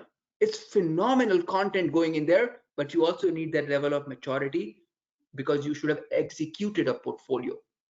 That's why this idea of prioritization model established up there in the organization at the highest level. So there is already a buy-in there, right? So it comes down and teams are using that model. So it's right here, presented here. And we've talked about it today numerous times.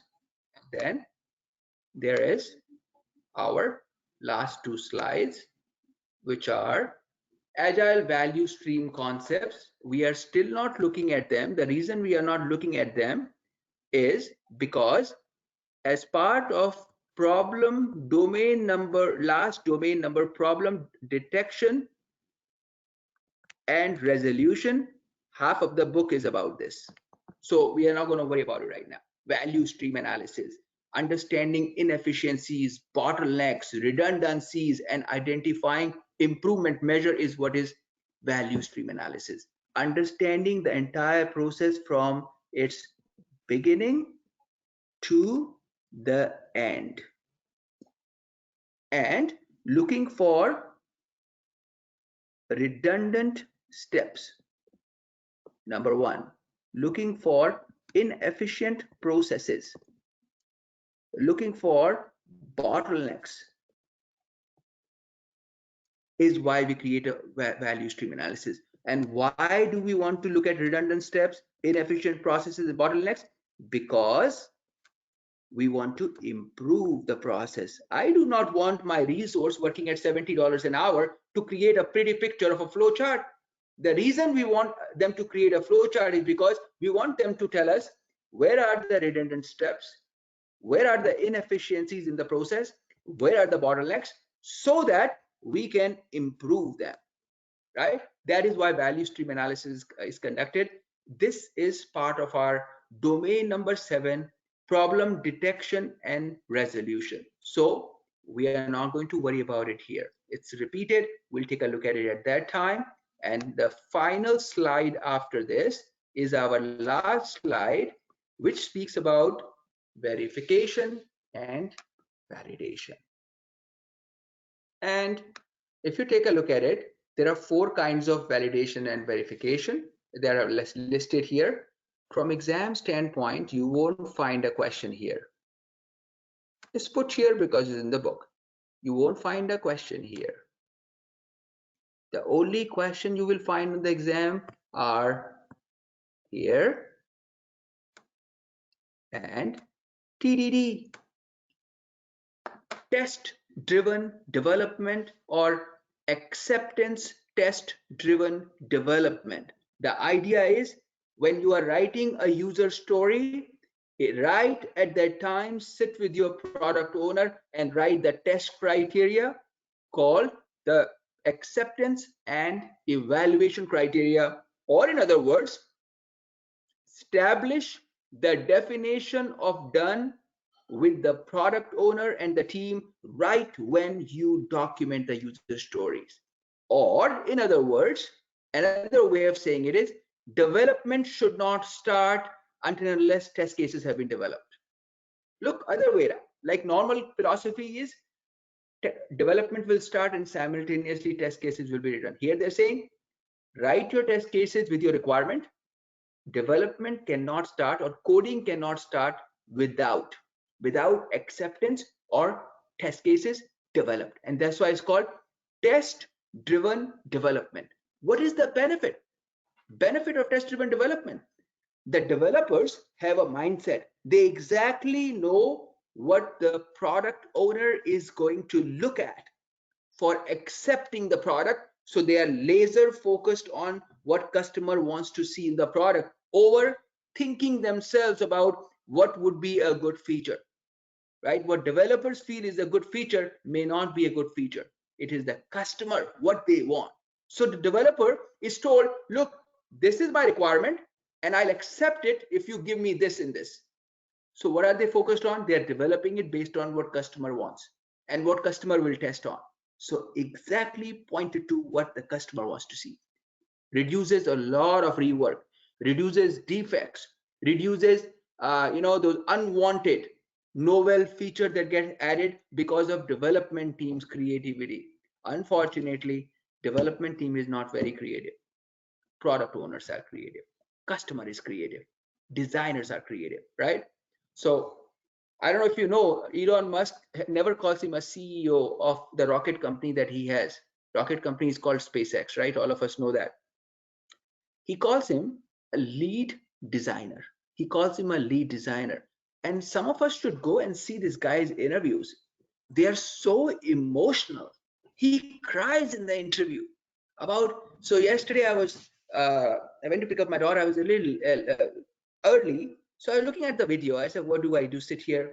Then I was looking at the video and they said, how do you feel about a company? He said, he started crying. He said, company is like my baby. If the company dies, I die.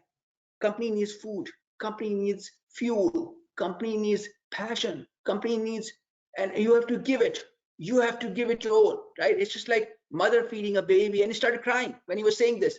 The tears were coming out of his cheeks, right? He's talking about the company. It treats like a baby. It's like my own, right? So you should see some of these videos, how passionate these people are about what they do. And the discovery of passion, I think, is one of the most important things that all humans must do. Understand what we are truly meant to do in our life, not just the 9-to-5 job. I think there is, all of us have a Elon Musk, a Jeff Bezos, Kim Scott, then Facebook CEO, that lady, I always forget her name. Then Bumblebee's new CEO, Mrs. Hunt. All these great innovators. I think they are all within us, but some of us take this time to sit back, witness ourselves a little bit, take some, deep dives within ourselves to understand what is truly in our gut, not in the brain, because what is in the gut comes into the heart, and then it should go in the brain. When it goes in the brain after traveling from the gut to the heart, what comes out is a pure thought. That's why I think Elon Musk said that I have been guilty, or my greatest failures have come from searching for talent and hiring talent. I've not looked at people's heart. So looking at heart, that's why this high stress right now on emotional intelligence over skills. People who cannot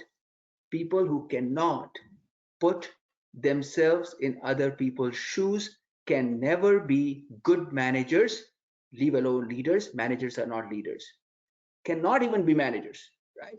Your ability to put yourself in other people's shoe is very important, but you can only do that when you know thyself, as Jesus Christ said, know thyself, right? Bible says it. Know yourself first, my friend, before you go and start horizontally spreading Christianity. First, know yourself. So it's just everything comes from our scriptures. So there you go. There is a, but it's just sad that born Hindu is a very challenging, because we have 4 scriptures, unlike the great Quran and the Bible. And then we have 279 other things. Who is very going to read all this? Start us with 279 scriptures. We don't want to go there. 4 scriptures, slap it with 279 different things. They even tell you how to make honey in that scripture. Oh, wow. There you go. It's very difficult. So one is good, I think, having one. So there we go. And now what we'll do is, next 16 minutes, I plan on showing you a couple of very important things from exam standpoint. I'll tell you about velocity today, right? And it will be discussed as part of our next class. Next class. It will be a part of the next class, but what is velocity? Let's just, because we have 16-17 minutes, we can talk about velocity. Then I'll take some questions, and then we'll wrap up the session. Next week, we are writing a 50-question exam from the first 3 chapters that we have covered. The exam is there because this is agile philosophy. Verify and validate that the product that you're creating is good enough. What does that mean? That you are on course to writing the certification, right? Verify and validate a little bit. Let's verify and validate next week. How well are we doing with our agile mindset? But if you heard me well, taken all the notes, even if you do not read the chapter and enjoy this week, you will be golden for the exam, really. But please read the chapter, please attempt the exams. Constant verification is good. Okay, let's take a look at the concept of velocity a little bit. How many of you know what velocity is? Velocity? Hands up if you know what velocity is. Manish knows what velocity is. Kezwan? Yes. Kezwan knows what velocity is. Anyone else? Okay. Let me explain. Hamza knows what velocity. Let me explain to you a little bit what velocity is. How do teams achieve a level of velocity, or in other words, burn rate? Burn rate. It will go for about 20 minutes from here, right? So 236 or 240 is when we will wind up this session. So what is velocity? How do we calculate velocity is what we will take a look at. Okay, let's start.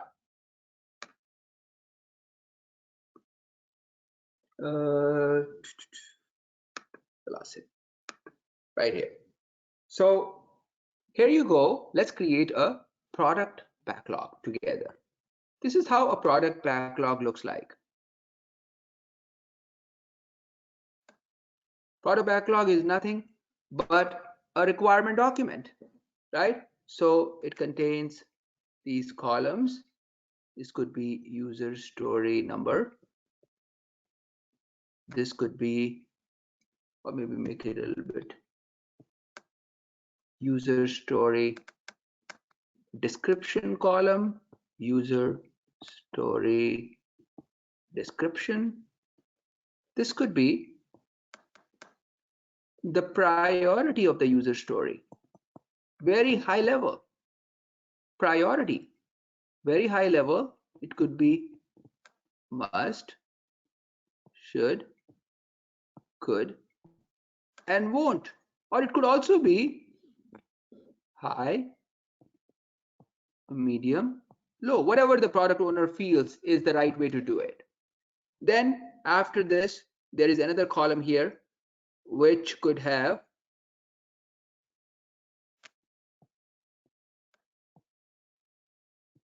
story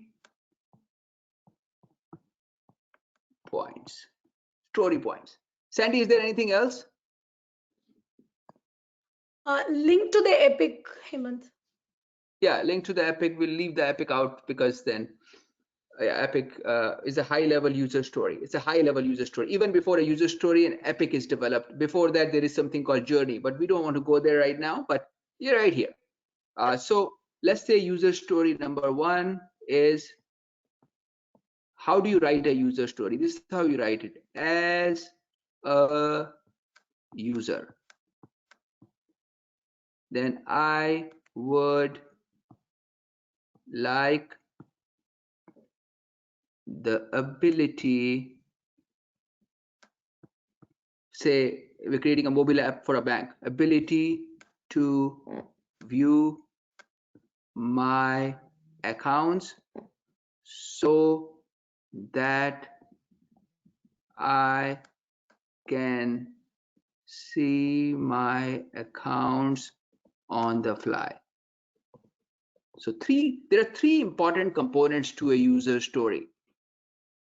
The actor, first component is the actor, customer, who is going to use it, what is their interaction with the system, second part, and third, what benefit would they get. So 3 components: actor, their interaction, and the benefits. Or in other words, sometimes some organizations like to say, when you're writing a user story, think about who will use it, what will they use it for, and why will they use it. Who is the user, what is the description, and why is the benefit. So if in an interview, if you ever went to an interview and someone said, how do you write a user story?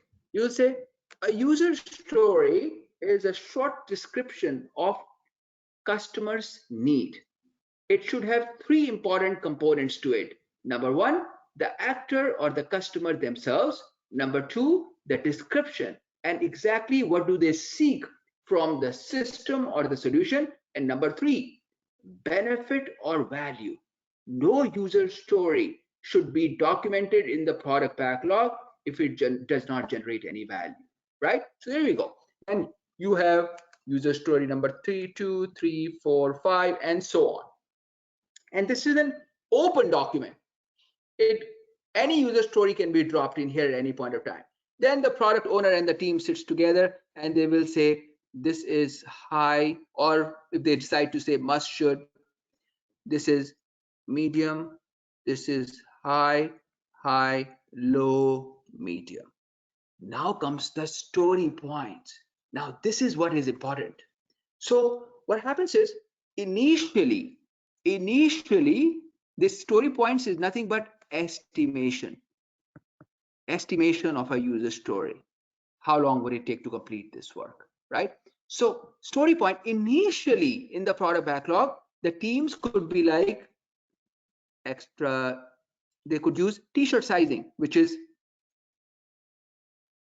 extra small, small, large, extra large, extra large, extra large. So a user story could be extra small, small, large, extra large, or extra large. So now the product owner and the team sits together and say, as a user, I would say, guys, user story number 1, what do you think? The team says, you know what, we have done a similar kind of work. So how does the team come up with something should be extra small, small, large, extra large, extra large, or extra large? How do they come up with? They think about 3 important things when they're estimating. They think about 3 important things before saying something is extra small, before saying something, some user story is small, or saying it is large, or estimating it as extra large, or estimating it as extra large. Before they do that, they need to be aware, or they need to be coached on a very simple criteria, which is every user story, we have to think about the level of effort that will be required to deliver the user story. Every user story, we have to think about what is the level of risk. And every user story, we have to think about the level of complexity that exists in the user story. So if the effort is low, if the risk is low, if the complexity is low, the user story invariably will be extra small or small. But if the effort of a user story, let's just say user story number 2, if the effort is high, if the risk is high, and if the complexity is medium, this user story already is looking like going somewhere here, right? So then look at user story number 3. It said effort is high, risk is high, complexity is high. Your extra large, small, extra small, medium, large. This is our team. Very rough, initially very rough. But after some time, these small, they turn into something called story points. They will say 4 story points assigned to. So then say extra small means 2 story points. Small means 3 story points. Large means 4 story points. Extra large means 6 story points. And extra large means 10 story points. And the team can say 2 story points means half a day. 3 story points means 1 day. 4 story points means 2 days or something like that, right? So then they will say 4 story points, then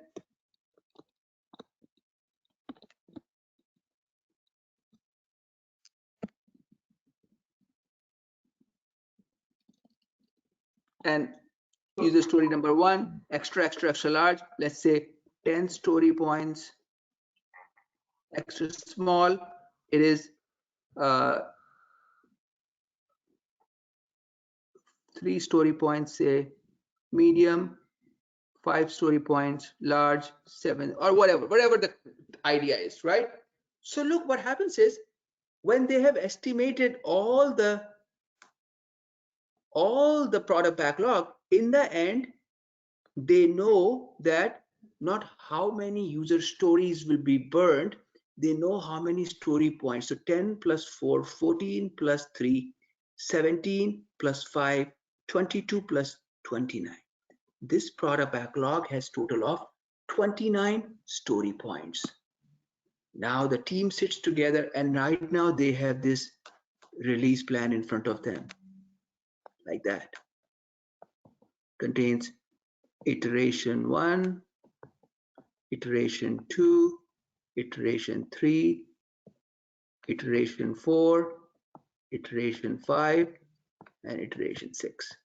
They have this release plan in front of them. Now they say, well, guys, they start the sprint the team starts a sprint, and the team finds out that they can together, in the first iteration, the team feels that together they can burn about 8 story points. They find out that they can burn 8 story points in one iteration based on historically how they have performed, not based on the other team. There may be other team who is also executing a sprint. If they're burning 17 points, it's irrelevant. Their productivity may be different, their experience may be different, their expertise may be different.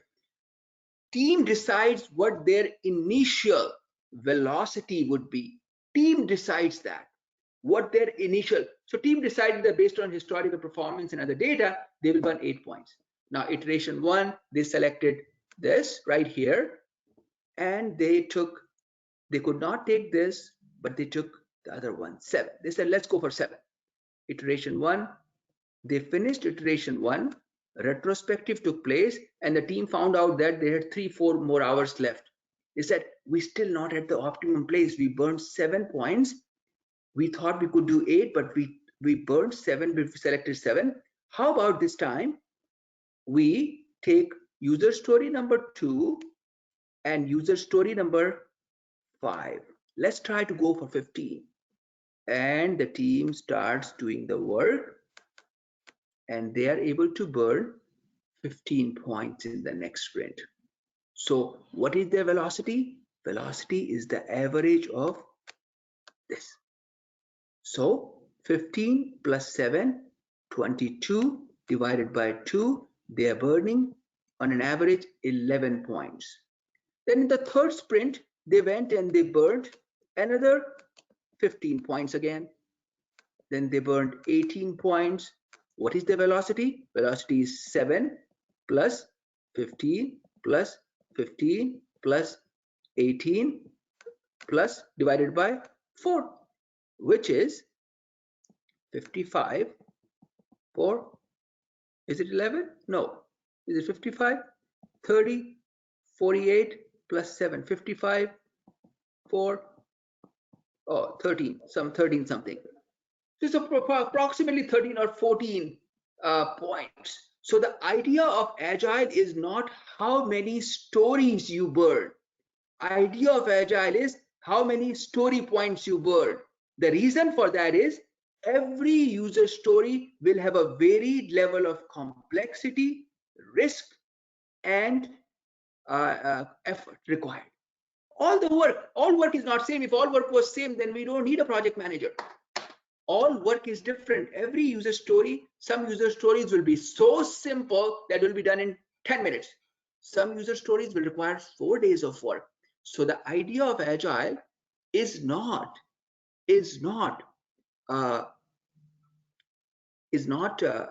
how many user stories we burn. It is how many story points we burn.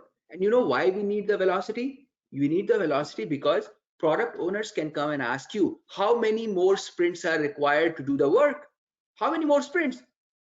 You will just divide the remaining story points by the velocity, and you will know how many sprints will be required, right? Any questions around this? Did you guys understand the concept? I just presented it at a very high level, but did you understand it? Yes, Hemant. Everyone understood the concept? Estimation is not based on, so we do in Agile environment, we don't talk about how many user stories are we, but no, every user story has a varied level of complexity, risk, and effort. So it is the velocity, right? So then all of us in the exam, if in the exam, the question is like this. Question is this. In sprint 1, you burned 17 story points. In sprint 2, you have burned 16 story points. In sprint 3, you have burned 15 story points. What is your velocity? Your velocity is 17 plus 16 plus 15 divided by 3. That's the rate at which you're burning, right? Velocity is the rate at which you burn the user story points in the product backlog. And what does velocity helps you with? It tells you how many more sprints will be required to completely exhaust the user stories in the product backlog? That is the reason, right? Remember, effort, complexity, and risk. Now there are about 3 questions like this on the exam. One about calculating velocity, like this. They will give you very simple. Second, about why do you need velocity? To understand how long would it take to completely exhaust the product backlog. And the third question could be again a repeat of this concept somewhere. Some of the questions on velocity are pictorial based. And what does that mean? This is how we present information radiators. Progress of development of a product. In the exam, you will find this. It will say sprint or iteration 1, iteration 2, iteration 3, iteration 4, iteration 5, and iteration 6, right? To the and let's just say product backlog was estimated, and in the product backlog there were 982 points. So 100, 200 points, 300 points, 400 points, 500 points, 600 points, 700 points, 800 points, 900 points, and 1000 points. Let's say there are 982 points in the product backlog. So when the iteration starts, let's say it's tomorrow on March 15th, our first sprint is going to start, right? Tomorrow on March 15th, our first sprint is going to start. You have a product backlog ready with 982 story points. This is already ready. And you know what else is ready? An estimate has been given to the product owner of a plan like this. This has been given. The sprint is not done, but the estimate is given. The first sprint started on March the 15th now. Tomorrow the first sprint started, and now the markers are now working. Just a second to change the color here a little bit.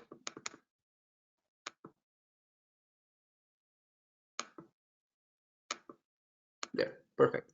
So now the first sprint started and it ended on, let's take yellow. Yeah, so the first sprint started and it is ending on March the 22nd. It started on March 15th, and let's say it's March 22nd. So what does the team do? This is how their performance looks like. They started at 982 and they went up till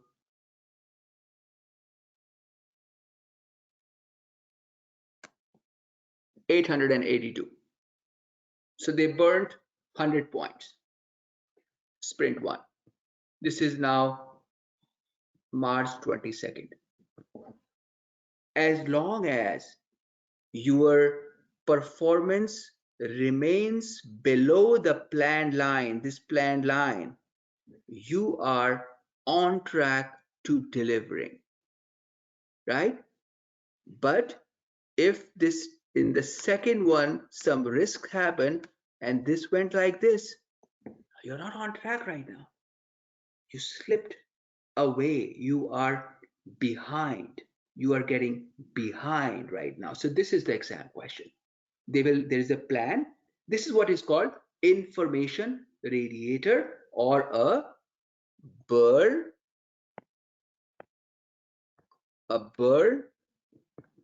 down chart. From exam standpoint, if something like this is provided to you right here, this is your performance. If this is your performance and it says, what do you think happening here?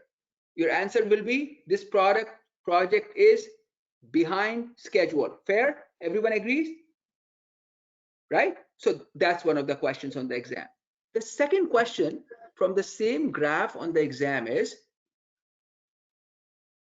you are here, what does a burn down chart mean? That's the second question. What does it mean? And what does it tell you? It tells you how, it does not tell you, it tells you how many story points are still left to be burned. So if you just take a look at this here, we had 982, now we are at 882 points. We burnt 100. So 882 points are still left to be burned. Then next time you are able to burn another in next sprint from here to here. So this was March 22nd. On March 29th, your information, this burn down chart looked like you burned about 200, 300 points right here, right? So what is your velocity? 100 plus. So right now you are at 552, let's just say 300 plus 100 divided by 2. So 200 points is your velocity. Team is getting to their optimum state. And maybe you may continue at 200 right now, right? So the next exam question could be here. They could show you this 882, 582, total story points are 982. How many story points are left is what a burn down chart shows. How many story points are left, right? Is that good, everyone? Two important concepts. Did we understand the velocity concept, burn down chart concept? It is an information radiator showing the progress of the project. Did everyone understand this? Are we good? Thumbs up, thumbs down, whatever works. Awesome. Yeah, I understand, but I have a question. Yeah, go ahead. Okay, so the first question is, I wanted to understand that at what point would you say that the team is performing to an optimal level in terms of the average? So for example, the first example you gave, it was 13 points, something, maybe 13.3. Or at what point will I know that this is a good average and the team is performing optimally? And then the second question is around in terms of defining the story points. I know that I think it's the development team that determines what goes into a sprint. Please correct me if I'm wrong. So I wanted to know if they are the ones that are in charge of defining what the story points are and all. Absolutely. Very good questions. Let's just put it this way first. So the first question is, at what time does the team reach their optimum state? It is never the first. If the team has been working together for many projects, they will reach the optimum state in first or the second. But if they're the first time they're coming together, it takes about 2 to 3 or 4 sprints when they reach that optimum state. When this curve, the plan and the actual comes pretty close to each other, right? When after 2 or 3 sprints, they are highly motivated teams. They're self-directing, self-organizing. They're able to attain that level of optimal state when you start predicting it. It comes very close to the actual, right? So here I was giving an example, but there is never any such variance of 100 to 300 jump. It was just an example that I'm throwing, right? Just for people to understand. So that's number one. Number two is this estimation happens at different level. The first estimation of Moscow and t-shirt sizing or Fibonacci series using planning poker happens with the product owner's authority. But when during sprint planning iteration, what happens is that the entire Scrum team or entire iteration teams along with product owner, because they are self-directing, they choose the work and they also estimate it based on their velocity, right? So it is, you're absolutely right, you're calling it development team. Let's just say the iteration team or the Scrum team. They put those markers of story point. They have these extra large or Fibonacci series associated with it. Now they start putting this units, the units, right? But remember, agile estimation is relative estimation. It is not accuracy or like conventional project where we'll put time and schedule and cost there. No, relative. Story points related to that t-shirt size, story points related to that Fibonacci series. That's what it is. So estimation happens at different level. First initial level is t-shirt sizing. Then when it comes to a sprint level, story pointing. Make sense? Did that answer the question? Yes, it does. Thank you. Okay, perfect. So this is your burn down chart. One more chart, same chart is called burn up chart. So very quickly, Venkatesha, burn down chart is helpful in what? What does it help you with? What does it tell you? In identifying the remaining story points and how much it got completed. Yeah, it shows how many more story points need to be burned. How many more story points? But burn up chart. Now there is another chart, the last chart that we'll take a look at. Burn up chart. Right? So we're not going to discuss that again, but just wanted to cover this important topic because this is on the exam. Burn up chart is like this, just like this. Team says iteration 1 will be done with 120 points. Iteration 2 will get a little better and we'll finish another 140 points, so we'll be at 260 points. Iteration 3 will finish 140 points. We are thinking we'll be at about 400 points. Iteration 5, we will be at 540 points. Iteration 6, we will be at 680. What does it show? It's showing that team has stabilized from here on. They're more accurate in their estimation, right? So what is burn up? This is your plan. Now actual work starts. If you remain with it, you are on track. If you go over, you are doing well. If you're going over, you're doing well. But if you go underneath it, you are not doing well. So in the exam, the same type of question, a graph like this. What does this mean? This means the team is underperforming. They should go look at the re-estimation and recalibrate and maybe do less work, reduce work in progress. That's what it says, right? But if you're going up, team is overperform. They're doing well. They're doing good job, right? So it's opposite here. But burn down chart tells you how many story points are left to be burned. It tells you how much work has been accomplished.